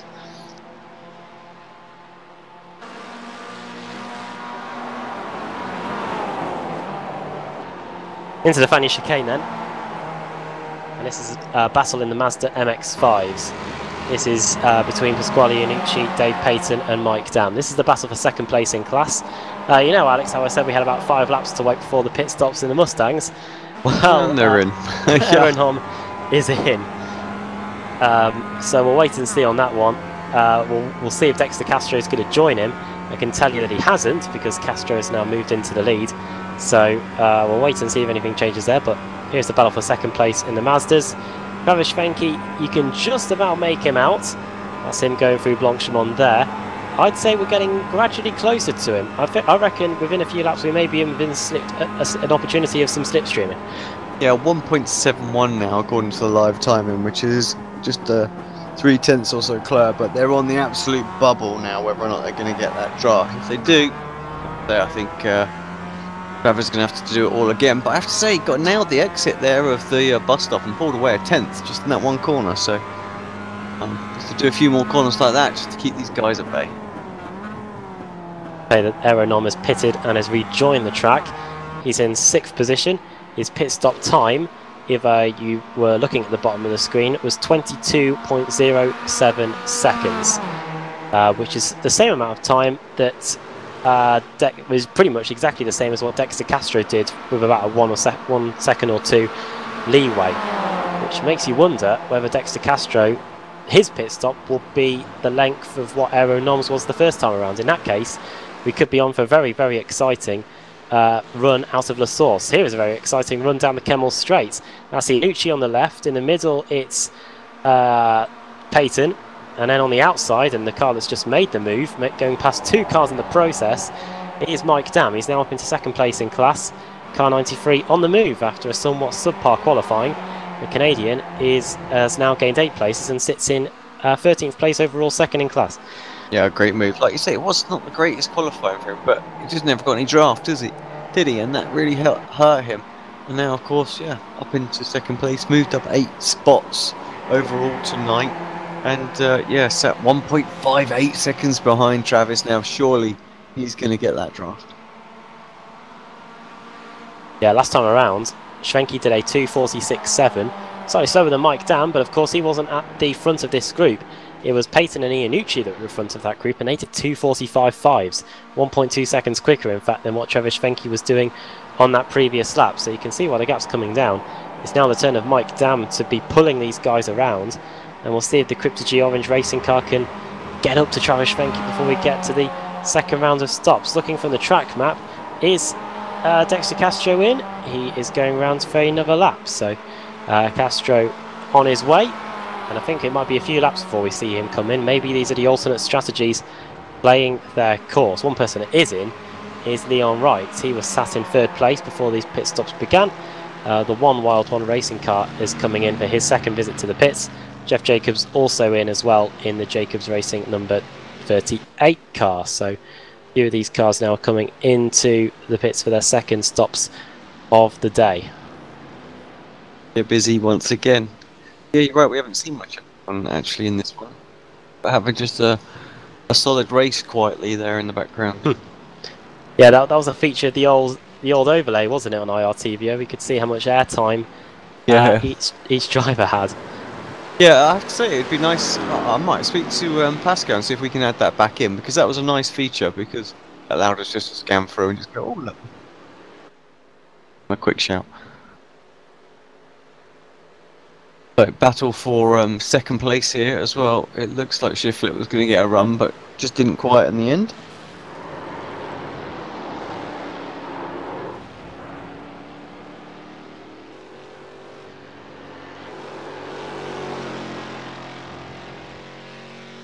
Here is Sam Katakouzanos, Aeronom's teammate, in 2nd place. He was in a big battle with those two, really, Leon Wright and Jeff Jacobs, but now he's on his own as those two have come into the pits. They've come out again. 22.05 second stop for Jeff Jacobs. Leon Wright did an 18.5 second stop, so one of the quickest stops we've seen of the day so far for him. Purple sector for Nom. Just seen that on my timing screen, so yeah, he's pushing hard out there right now. Of course, it could be that he's taken on the new tyres, hasn't he? With that slightly longer pit stop. So he could be a man on a mission here. We'll have to wait and see what Dexter Castro does. His sector times in relation to Aeronom: 45.2, 37.6, 27.3 and a 33.6. Whereas 4 sector times across the course of the lap. Here he is now on your screen. Aeronom so far has done 45.4, 37.2. That's slightly quicker than Castro in sector 2.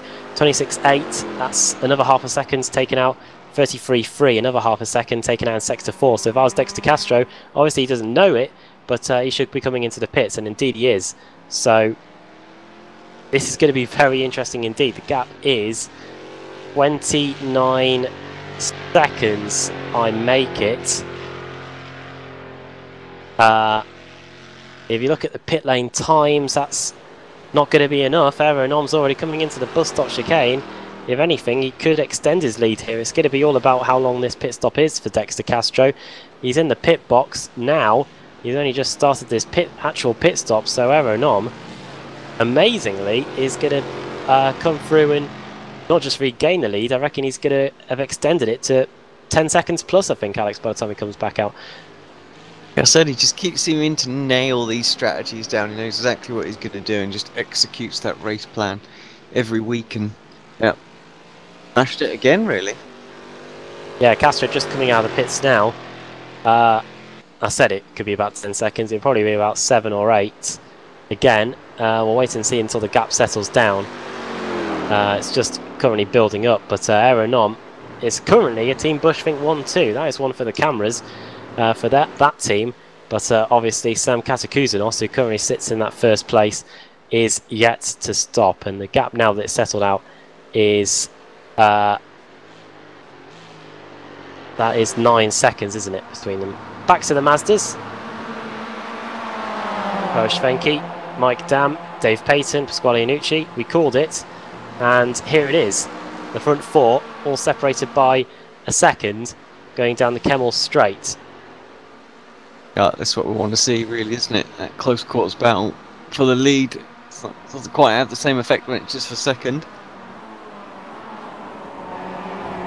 Into Les Comte, Travis Schwenke, who's had a good portion of this race. One person that you are, some of you may have been wondering where he is Rob Hartley, the pole sitter in this class, and he is sat in 5th place in class. He's a bit of a way away behind this group. He's 6 seconds further back, in fact. So I don't know whether Rob Hartley will be hoping for a better round of pit stops this time, but Hartley, who had a decent run at Zandvoort and Silverstone last week. In fact, I think he won both races, in fact, in the Mazda MX-5 class.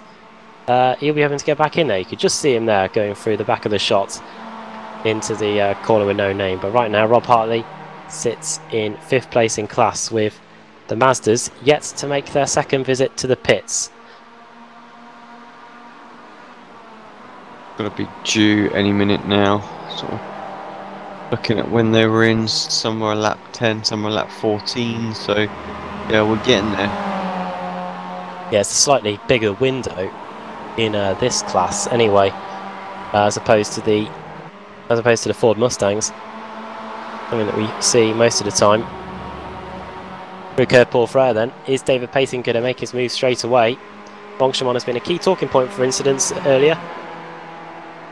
It was where Kevin Ford retired, blowing the engine. Easy to do, Alex, wasn't it? He said that he meant to upshift into 4th, but instead downshifted to 2nd. Yeah, well, I think that's just the case of the H pattern, wasn't it? Yeah. As we see this battle, but yeah, when you got the H pattern there, it's ever so easy just to put it into the wrong slot, and yeah. I was talking. It's talking to do that. I was talking to a person in Liverpool at the weekend about the time that they ended up burning out a clutch because they were doing a hill start in 3rd when they realized, but they thought they were in 1st. Oh yeah. I don't know. I'm sure you wouldn't. I'm sure you wouldn't do that. No, I can happily say I haven't done that in my years. So I'm sure you'll be hoping that it doesn't happen to your beloved Audi, which is due for delivery next year, I believe. Yeah. So receiving that. So yeah, RS3 coming my way. I'm gonna love that. So 405 horsepower, 4-wheel drive. Yeah, and it's an automatic as well. So it's a dual clutch system car. So yeah, 0 to 60 in 3.7 seconds. So that should be fun. It's automatic. Has it got paddles on it at all, or is it just? Oh, it has got paddles. Yeah. So yeah, I can drive it with paddles if I want. But yeah. Yeah, watch out for that in the outside lane on the motorway, then, viewers. You just can't do it here, though. It'll be nice, and I'll be sensible to a degree, you know. So it's like you could, when I ordered it, I had the option to take the restriction off of it. Of course, it's restricted to 155, but if you take the restriction off, it's 174. But I declined the option to take it off because, you know, just when the heck am I going to use that in this country? You know, I'm not, and I don't really intend to take it on a track day. So But yeah, I might regret that if I do a road trip to the Expo, of course, in it, and I want to take it on the Nordschleife. But you know, I still think I'd probably crash and die if I tried to get to 174. Yeah, down at Dossinger Hoa. Well, yeah, that would probably be the one something. place you could do it, and of course you could do it on the Autobahn, I suppose. Yeah, but yeah, so. I was speaking to somebody that drove down an unrestricted section of Autobahn, and once you slow down back to motorway speeds, it's 80 miles an hour, you realise how quick you would be going. About 100, 150, 120. So, yeah, I'd be very interested to see what would happen. Back to here, where there are no restrictions in terms of pit lap, which is where a few drivers are in now. Reed Miller in the Dirty Talk racing car is in for a clean. Then the No Hope racing car, Brandon Whitworth, is also in too for his second stop. So once again, a few pit stops coming in. Also, our leader our current leader in the Mazda MX-5s is in, Dave Payton, along with Rob Hartley too. Our time screen lights up again as it thinks they're all crashing. Yeah, all crashing. Yeah. Good battle here too. This is Eric Violet, Jim List, and Bobby Childs in the unmistakable black and pink Mazda MX-5. Those of you that watch the British Touring Championship will. This is a bit of a throwback to Pinckney's Vauxhall Vectra back in the early 2010s. Very similar to that as something's kicking off in the Monday night football game. We're going through La Source, lap 25, less than half an hour to go now, 25 minutes in fact to go. But Giuseppe on the chat just talking about obviously some of his experiences as well. Had himself a nice S4 twin turbocharged one. That sounds like a beast actually. So, and it's funny actually because you mentioned you take the RS3 over the R8, and when I was at the garage we were sort of going through some of the specs, and the RS3 now outperforms the original R8 when it was released. So just give you an idea, you know, they classed that as a kind of like a supercar, didn't they, back in the day? And yeah, just a hot hatch. Or I think they class it as a hyper hatch now, don't they? So. That's a new term. Yeah, the closest I've probably come to driving an Audi RS3 is probably on a very popular game on the Xbox One around the streets of Edinburgh. Oh, look at this! This is the Mazda, this is the Ford Mustang. That could end poorly. And who was that? I had to get out of it. I think it was Stephen Thomas, wasn't it? Yeah. He did well there. Yeah, Steve Thomas coming up to lap these guys. And he's going to have to think about a different way of going about it here. He's going to go up the inside into the Fanny chicane. Obviously, the trick is it's the people that are lapping you that are meant to go off the racing line to do it. It shouldn't be the cars in the slower classes moving out of the way for them. That's how it works in multi-class racing. Often forgotten about, though, I have to say, but not in that case. Actually, they were doing exactly what they needed to do. Charles just running his line, but yeah, certainly for myself and the Neo, there was a few instances where the drivers didn't hold their line and they were weaving, and you're like, oh my god, just stay still! I almost smashed it into the back of you. Or they could just bump draft you down the Mulsanne straight and punt you out anyway, which is what happened to us at Le Mans last year. Grease into the pits as well. He took over obviously the net lead, but back in. And a Violet in too. Up and down, yeah. And again, look at our timing screen. It's literally just going nuts right now with red. So everybody into the pits. Nice. I tell you what, while they're into the pits, I think it's time we get a final little ad break in, because we're only going to have about 20 minutes by the time we're back from that. So yeah, straight to it, and let's check out our series sponsors.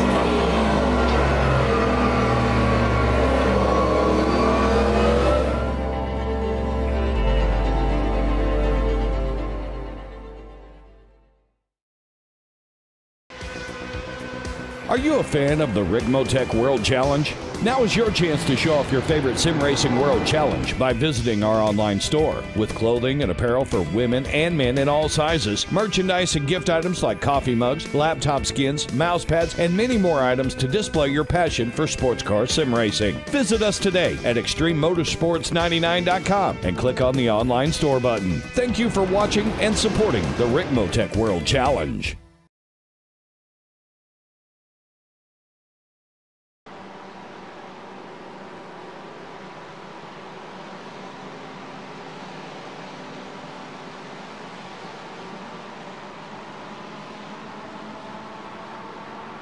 We're back again then for the concluding part of the Ricmotech Sports Car Series here at Spa-Francorchamps here on Apex Racing TV. Round 8 of the championship. Adam Baffir of Alex Simpson, British Sim Racers touring car driver.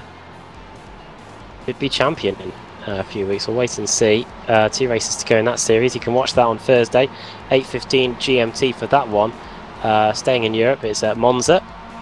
Monza no first chicane in fact, so it's always a good spectacle to see what goes on there. Here's another good spectacle. This is a forecast scrap for the second place spot in the Mazda MX-5s. But looking at the timing screen, Rob Hartley has been in for his second round of pit stops. So I think he's pretty much pulled off the perfect strategy here, Alex. It looked like he was a little bit behind these guys before the second round of pit stops began, and now he's managed to leapfrog all of them, and he has a 4-second lead with just over 15 minutes to go. Yeah, exactly. He has done exactly that. So he took a lot of extra fuel, I think, in that one. He used the traffic, slipstream himself back up towards these guys. So actually he ended up with like a net 4-second lead. That's enough to hold on. No problem, I think. I'm sure these guys are going to battle themselves pretty quickly. So he's pulled it out of the bag the last 3 races as Hartley. And that's why he kind of took the lead in the championship, because he was worried a few weeks ago that, you know, Dan was going to run away with it. But these last couple of meetings really said, well, you know, I'm still here. Really is. Just a reminder what the championship standings look like going into this one. It was Rob Hartley leading the way. He had a 6-point lead over Mike Dam. And after the strong result at Zandvoort and Silverstone last week, it looks like that championship advantage may be added to.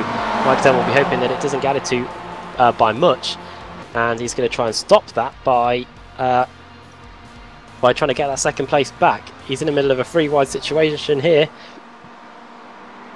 It's going to be Peyton who maintains it for now, and here comes Travis Schwenke. He was the one that lost out a little bit towards the end of that previous stint, but now he's all back on all cylinders again, and he's right behind him. Yeah, thanks very much for the feedback as well. That's coming on the chat right now as well. It's always good to hear that and get some good praise. Very, very loud helicopter going over here in Manchester. But Mike Dam, he's propelled himself into second place here with a few minutes to go in this one. I'm sure there'll be more overtakes in this battle between now and the end of the race. They're just so finely matched. We were talking about it in the qualifying session earlier when we saw how close the times were between each driver. We're now seeing the effects of that in the race. If you're within about 1.5 seconds of the car in front, you are easily going to pick up the tow, and then you're going to end up getting drawn into battles like this as Mike Dam runs out very wide going through Stavelo. And there's that Mazda MX-5 wheel that we were talking about, and what Ricmotech have in the pipeline as we come around to complete another lap. I think it's ready to order. I might be wrong. There you go. If you're watching the stream and in the chat, post, let us know. Is it available right now? If it is, how much is it? Yeah, it did look nice. Thanks to everybody that has joined us on the chat as well today. Whether you are in the States, where it's coming up to a little late evening now, or whether someone you're in the UK. Right. Who is that? That's Travis. Schwenke, yeah, Schwenke up the inside into the bus stop. Hits the curb through the bus stop. Just upsets the cars, just a fraction, but collects it up nicely, and yeah, continues, and he's going to have perhaps a run on Mike Dam this time.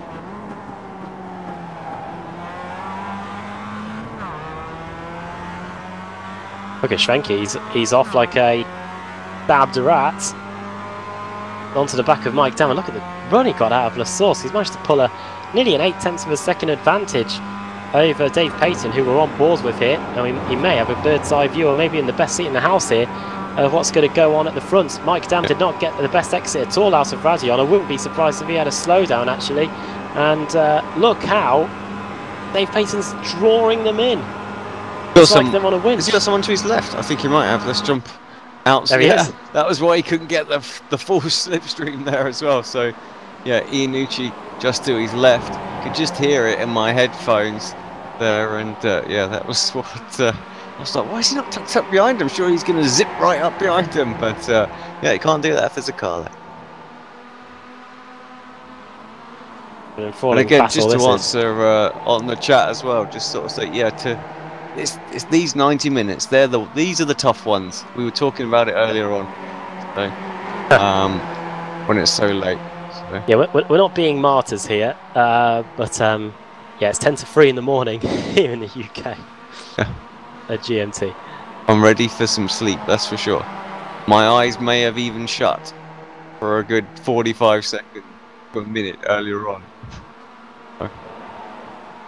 Sorry, I don't think I know I usually talk a lot of nonsense, but I don't think we got to the point where I'm talking incomprehensible stuff yet. Lap 29, and Mike Dam is all over the back of Travis Schwenke here. Schwenke, who's now managed to get into second place with a few laps to go. The big test is whether they're going to be able to catch Rob Hartley.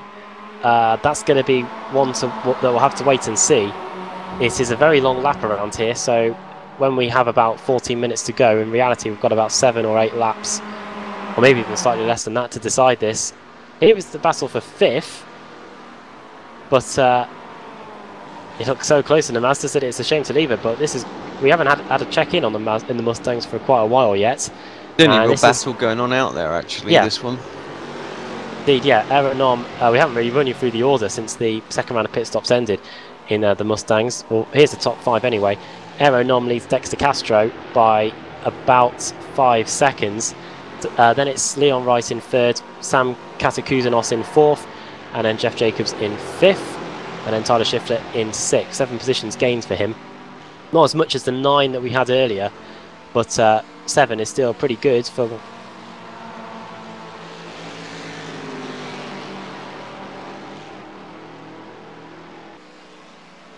Slowly starting to separate apart a little bit through the infield, although this bit of traffic's just going to close them back in. You're always looking when they come towards a bank marker. Are they going to get boxed in? Can I box them in? Can I get the run? Oh, we just lost Adam. Not what we wanted. Good time for him, apparently. Pulled that network cable out, and to bed he'll go. That's not true, of course. Fortunately, it's just one of the commentators rather than one of the competitors out there. Very, very close now. Jacobs and Schiffler surely. Oh, I just didn't quite get the run out of Blanchimont. Otherwise, I thought he may well have just had a little look up the inside into the bus stop. Battle that we were watching earlier on between Payton, Iannucci, Dam and Schwenke is still as close as it's ever been. They have closed in a little bit on Rob. Not a great deal, I have to say. So it's going to take some going to catch him now. Everybody else in that field pretty much separated, so we'll stay with this.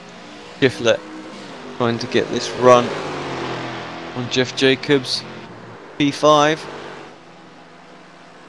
Had a little think about turning in just a bit earlier.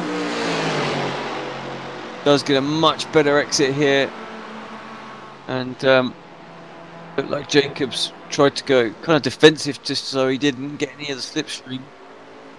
But oh, Schiffler just doesn't get the run I was expecting.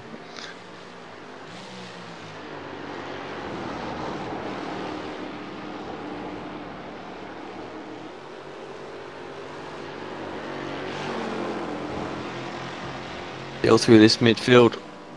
And, oh, possible crash here. Little look. Oh, already some damage for Vader Jr. But yeah, blows an engine as well. So he is pretty much done and dusted for the race too. So I think that was an overheated engine based on the damage that he had there. Adam joins us once again. Hello. Don't know if you're still in the session or you got booted from that too. I have got booted from it, but I am loading back in. See, this is what happens. Internet service providers, they think, oh, they're in bed at 3 o'clock. This is very true. Many a times they'll never notice if we do a reset for them. And yeah. I tell you what, I think we've been pretty lucky in this series that we haven't had many more where we've dropped them. And I think we had, what, 1, maybe 2 where I've been kicked. But yeah, for the most part, we've been super lucky.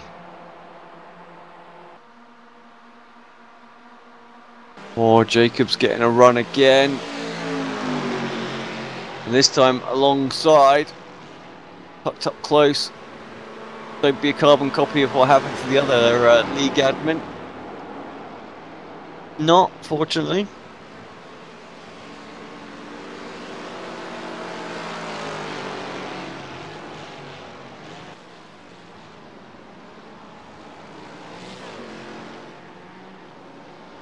What's going on a bit further back in the MX-5s? This is Eric Filer and Jim List having a good little battle. That's into Lecom. And Violet not able to get the run he wanted to get that. Also a good battle with Mike Taylor and Jeff Lovell here too. You guys have been battling for a little while. Back to that crazy 4-car battle in the MX-5s, I believe.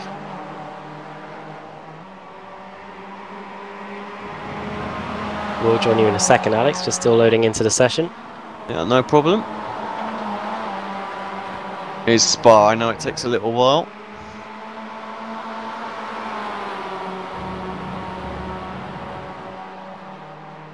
Come out of Paul Frere. Just 8 minutes to go.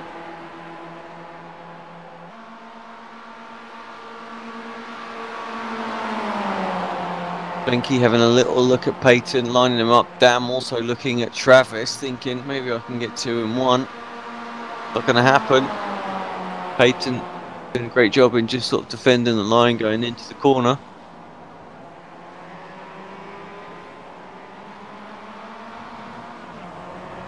Now we're back, right.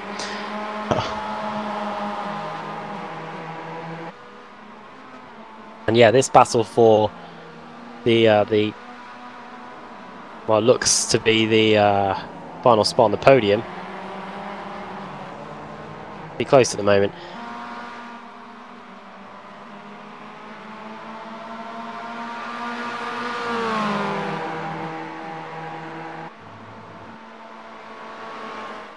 Here it is. Second, third, fourth, fifth, all coming over the top of the hill. Oh, damn! With a great run out of there. Yeah, brilliant. Oh, they're going to be 3 wide, surely. Has to be. Dam's going to get them both through the middle, but is he going to be out break?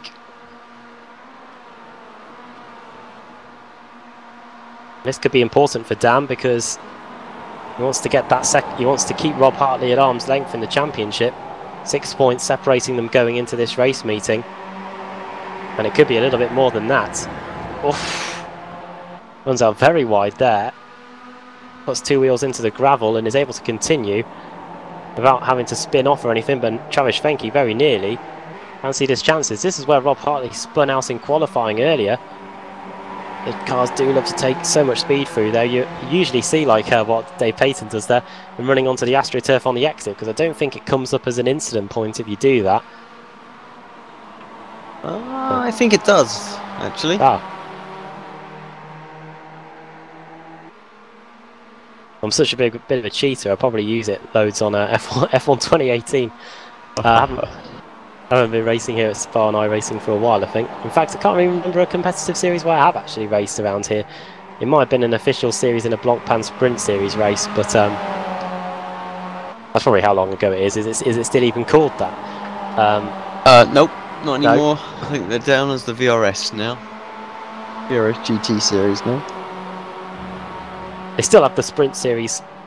Oh, they still have the different. Yeah, they still have the different types, the endurance and the sprint. So yeah. Speaking of GT racing, you heard Kevin Ford talking earlier about the new format for the World GT, World Challenge. That's going to be starting next year, which brings us on to the World GT. That'll be back soon. Now here's the battle for second place in the Mazdas. Not too long to go. Oh, and look at Dave Payton. He could thrust himself into the scene here and get that final spot on the podium. At best, a silver trophy is heading the way of somebody here. And meanwhile, there's a battle between two open class contenders, I believe. It's Jeff Lavelle and Mike Taylor. Looking at the championship standings, Taylor sat in 6th in the open category. Jeff Lavelle, just ahead of him, is sat in 4th. A good 12 points between them in the open category. A few laps to go. So that's a nice little battle that we've got going on there. A little bit further down the order with a few laps to go. Back to this again then. Up the hill, through Eau Rouge. An LMP2 car take off there in the World Endurance Championship race earlier in the year. Amazing where the time's gone, really. That was back in April. Now on our way towards December. And we're on our way towards Les Combes here, with Travis Fenke pretty much bump drafting. Dave Payton pretty much bump drafting Travis Fenke into second place. And Dave Payton could follow him through into 3rd with him. Indeed he does. He takes an awful lot of curve with it. And Iannucci had a big tank slap in the background also. Travis needs to go pedal to the metal for now. Could only be a couple of laps to go as well. Where is Nom? Nom's just going over the start-finish line. So yeah, what we're going to have, this one, another, that's, it might just be this one and the other. To be honest, the checker flag might come out at that point. So,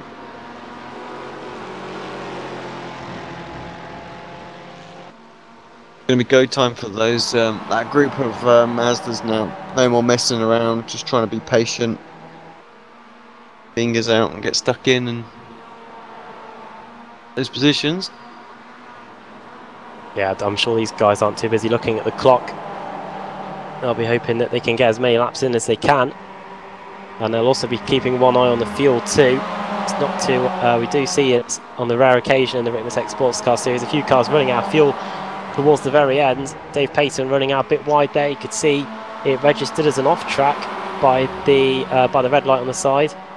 You could, big well done to all the drivers as well in terms of how well they've behaved on the circuit. We haven't had to worry about dishing out penalties to anybody here. But say we haven't had one. There's not been one car contact. What the heck is that about? Do you know what I mean?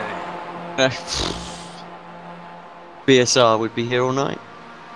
Well, yes, we mentioned earlier about the protest meeting. It has its own evening where they go back and dissect the incidents. I wonder if we had all the time in the world, I bet we could do our own show on the amount of incidents that have taken place. Here is Aeronom. Apart from a moment in the race where he was demoted to second place, he hasn't really had much to worry about him, as he has all season really. He's coming into the bus stop chicane now, and we'll start the final lap of the race. We have got just over 90 seconds to go here at Spa, so he will pick up the white flag now, and he's just got a few more kilometres to do. And he will pick these up guys, is he? That's the thing. Win. So they'll be happy for that. They're going to have one more lap after that. So, imagine if he caught them and then just ruined their fun. Dexter Castro Aeronom taking a bit of an unconventional line there. Nothing to worry about there, but Dexter Castro has got the gap down to 2.3 seconds from the usual 8. Don't know whether Aeronom's in cruise control. Look at this, 3 wide. Travis Fenke, who was at the lead of this group, is now going to be pushed back to 3rd, it looks like, with Dave Payton almost hitting him and spinning. Oh, he's gone. Oh. He might have avoided the wall. Yeah, I think he gets out of it. It'll be okay to finish, but he is going to drop a couple of places. He's down to 6th in class, the Canadian Dave Payton. Two Canadians were duking it out at the front. But now it's a battle for second between Mike Dam and Travis Fenke. Oh, it's going to be... I think they will squeak by for another lap in the Mazda X5s. You could just see there where Aranon was. He was just heading through Rivage as they're now going into Pouhon. The Ford Mustang is quick, but it's not going to get there before these guys get to the line, as I reckon anyway. You can see Kevin Ford back out on the circuit. That is Kevin Ford back out on the circuit, so somehow that engine's repaired itself after half an hour. Can get them fixed, yeah. They take about half hour or so, don't they? Half hour, 45 minutes. So, he's just out there having a bit of fun, I think. Why not? Maybe try and see if he can set the last lap of the race. Checking to see if you get an extra point for that, incidentally. Just before we get to the end of the race. You get a... don't know if you get a point for fastest lap actually, but either way, it's still the self-gratification anyway. Here is Aranon though. He won't need to worry about the points for fastest lap because he's on his way to collect all the points for the win. He lost the lead to Dexter Castro and could have lost second to Kevin Ford if it wasn't for some drama in this very corner earlier on in the race. He got the lead in the first round of pit stops and mastered the strategy as he so often does in this series. He comes through the final corner now, through the bus stop chicane, and it's another victory in what is becoming another impeccable season from Aranon. He takes the checkered flag and wins race 8 of the Ricmotech Sports Car Series, closely followed home by Dexter Castro. And Leon Rice is going to come through for a well-deserved podium for One Wild One Racing Car. Has done well today. Started in 5th, got up to 3rd, made the most of the retirements that were going on around him, and is going to take the final spot in the podium. Meanwhile, here is the battle for the second spot in class in the Mazda MX-5s. They're not too far away from Rob Hartley. The gap is 4 seconds, but they won't get there before the end. Yeah, he's in the foreground. Coming down a lot though. Just gone down 0.3 of a second. I wonder if he's fuel saving like mad. Another 1/10 of a second gone, 0.2 of a second, 3.4. The 3.3s really taking it easy, trying to do it. I'm not sure he's going to make it. And at that pace, the guys should be able to catch him up. Well, we saw how amazing the strategy was from Rob Hartley. He was about 4 seconds behind the cars behind him before the second round of pit stops, and then afterwards he was back in the lead again. He's doing well through Pouhon.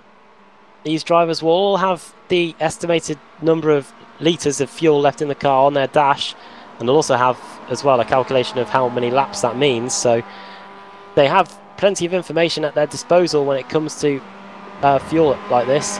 And even then, when me and Andrew Woodhouse did it, we were still able to manage to mess up the fuel. But Rob Hartley, I think if he gets into Blanchard, well, maybe not, he could coast from there because he's still got to get through the bus stop. That's the problem. Yeah. They come in. Look interesting. That's all he's doing, really. He's got it all covered off. You'd hope so. There is a bit of a straight to come.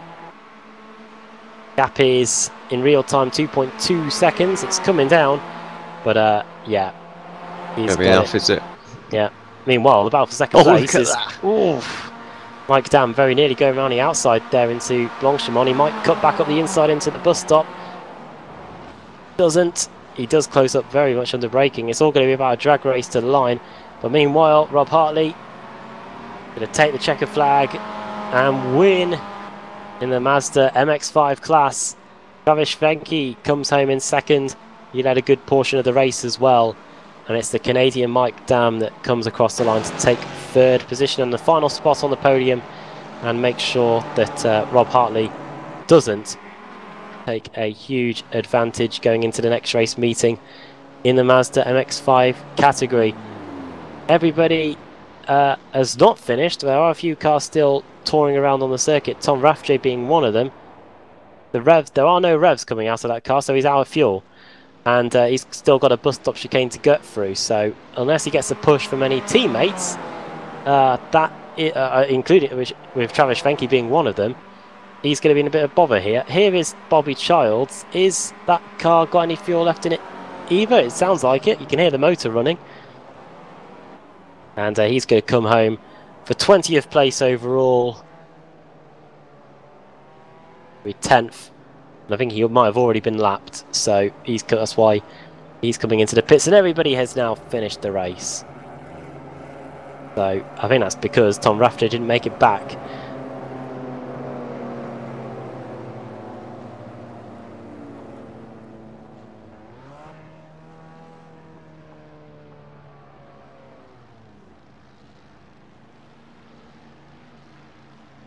My word, what's going on in our American football? Anyway, here's the results. Aeronom wins again in the Ricmotech Sports Car Series. Dexter Castro finishes in second.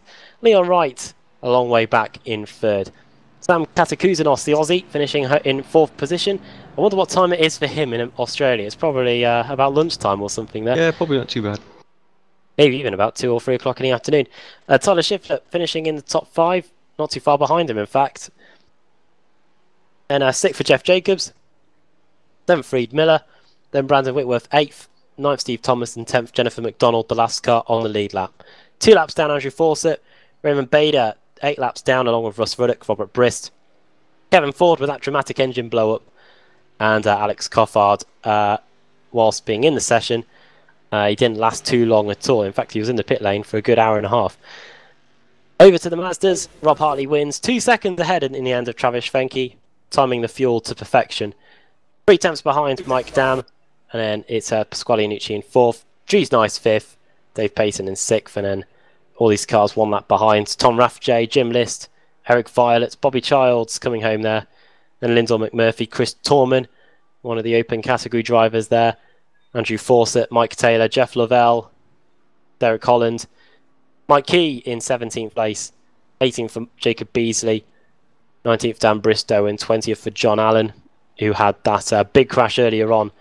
I'm amazed if he even made it back out after that. And then Geordie Fike right at the bottom. Right then, time is of the essence. So we do have our race winner, Aero Nomin, and Aero, well done. Another race victory here at Spa. And the 2 drivers behind you, Dexter and Kevin, for the first portion of the race, they did run you pretty close. In the first laps, I just did my best, but the straights are too long here, so even if I gained maybe half a second in the corners, so yeah, the plan was just to go full in the start, let them use more fuel, but once they were behind me, yeah, that plan goes out. After the first round of stops, you were second before the pit stops began, but by the time the pit stops ended, you were ahead by 8 seconds. Was that due to the fuel you put in, or did you know straight away how much fuel you needed to put in and the tyres and whatnot? I knew how much fuel. I took 2 tyres, the first stop, the short fill, but I think first stop was already maybe 1.5 litre short, so even 3.5 litre short, so yeah, it was very tough. I had to save every lap 0.2 litres, and then the second stop, because I took 2 litre fuel in the first stop, I had to pit 1 lap earlier, so same again, 3 litre short, 0.3 litres per lap I had to save. And towards the end, Dexter was getting a little bit closer to you. I think the gap was about 2 seconds at the end. Was that just you saving fuel there, just making sure that everything was under control? It's only fuel saving. I had the number I had to run, so it was 0.2 litres per lap. So it's over 10%, so that was pretty much lifting every corner. Right, well, well done on the win today. Before we let you go, do you want to send a quick shout out to anybody? Yeah, today I want to especially thank Frank from Ricmotech. He sent me some t-shirts from the hot lap competition, so it was pretty cool for him to send from the USA to all the way to the East Europe into Estonia. So big thanks to him. Great job as always, and yeah, well done on the win today, and we'll see if it can continue next week. Yeah, see ya.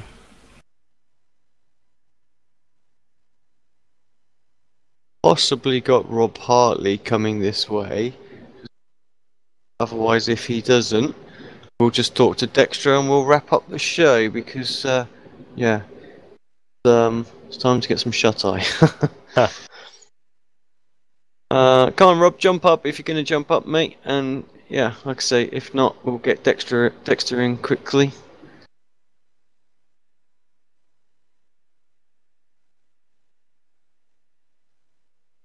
Look like he's going to jump up, so we'll get Dexter in, and we'll wrap the show up.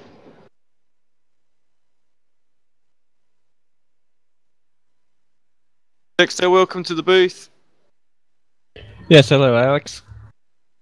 Congratulations on P2. It looked like it was a good battle early on, but strategy call from Aero just give him that little bit of breathing space. Then from there, you weren't able to really sort of close him down enough. I mean, you were, but just not enough to get him. Yeah, there was a lot of things going on in this race that I don't know if they were apparent or not. But yeah, on that first stop or in the first run, Aero was really, I thought, struggling on tires. It seemed that after a while he was going a solid 4 or 5 tenths slower than I thought I could be running. So I tried to get in front of him so he couldn't pit from the lead. So I figured with that, I had been considering the strategy that he wound up going on because I thought there was no way he would try to only take 2 tires. And then, of course, he did. But I was concerned about taking 2 tires because if I took 2 tires and he took 4, if he managed to run me back down, then he could take 2 tires on the final stop and it would be game over. So it was all it was all a lot of things. I really didn't think he would go for it. In hindsight, I should have taken more fuel on my first stop, even if I was taking all 4 tires. Just to leave the option open of taking 2 tires on the second stop a little more. Because if I had done that, then thanks to his screw up in not having enough fuel, I would have been able to run him down. So those few seconds wound up being the difference. Even with me messing up, he had a blunder of his own and had to save almost a full lap of fuel. Well, it was a good race nonetheless, just like you say, just a bit of a battle on the clock. Bar always makes for an exciting one, and good to get yourself P2. Anyone you want to give a quick shout out to? No, obviously the great organizers of this league, and it's been a lot of fun. Maybe one of these times I'll have it all come together and have something for him. I think I might have this race if I had realized that he was going with that strategy, because I think I could have matched him on the old tires, because I think he was starting to slip a little bit, or maybe he was just saving his tires, knowing that he was going to have to do an extra stint on them. But I definitely think I had something for him, or at least I had enough to be in the draft and have a shot at him. Awesome stuff. Thanks very much, Dexter. We'll catch you next time, and yeah, hopefully you can bring it. Yeah, see you around. Oh, Rob Hartley has now arrived, Alex. So you could bring him in. I did see he's in there. Rob, hello.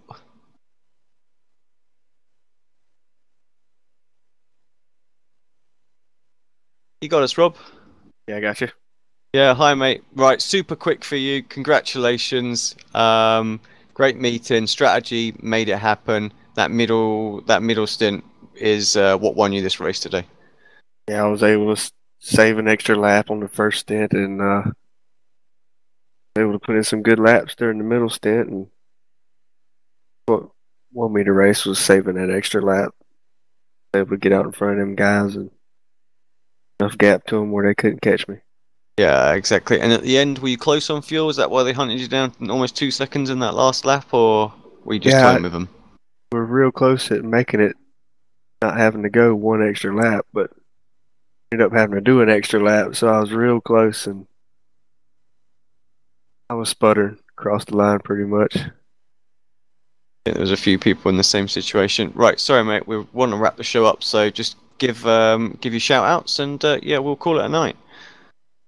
I'd like to say thanks to all the drivers in this league. They all super clean, fast, so like racing here every Monday night. Awesome. Thanks very much. And yeah, enjoy the victory, and we'll catch you next time.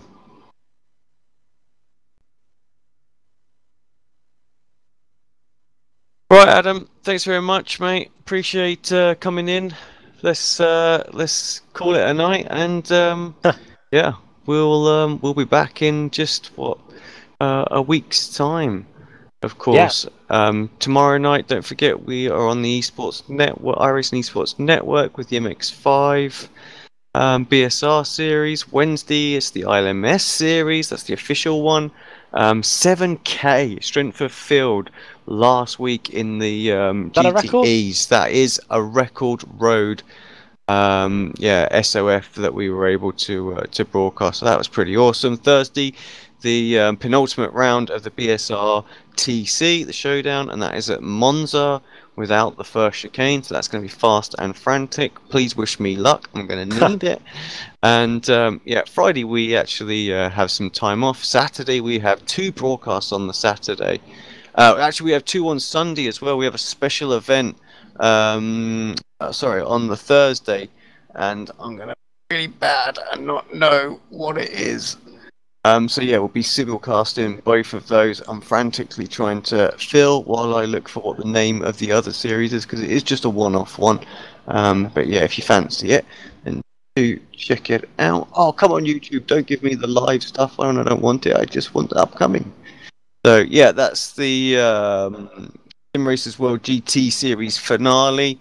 That's on the Thursday, and then, like I say, on the Saturday we've got the Simability, and that's the prelude to the PC hours of Brands Hatch, but just a short one with us, and that runs concurrent with the Euro V8 Supercar Series that's also on Saturday at Brands Hatch. Final broadcast of the week goes to the BSR Immortal Porsche Cup. They're at the Nordschleife of all places. We return for Imola Monday here at the Adam, thank you. Sorry to just rob you signing off. No, But, it's bedtime. Good night, everybody. See you again.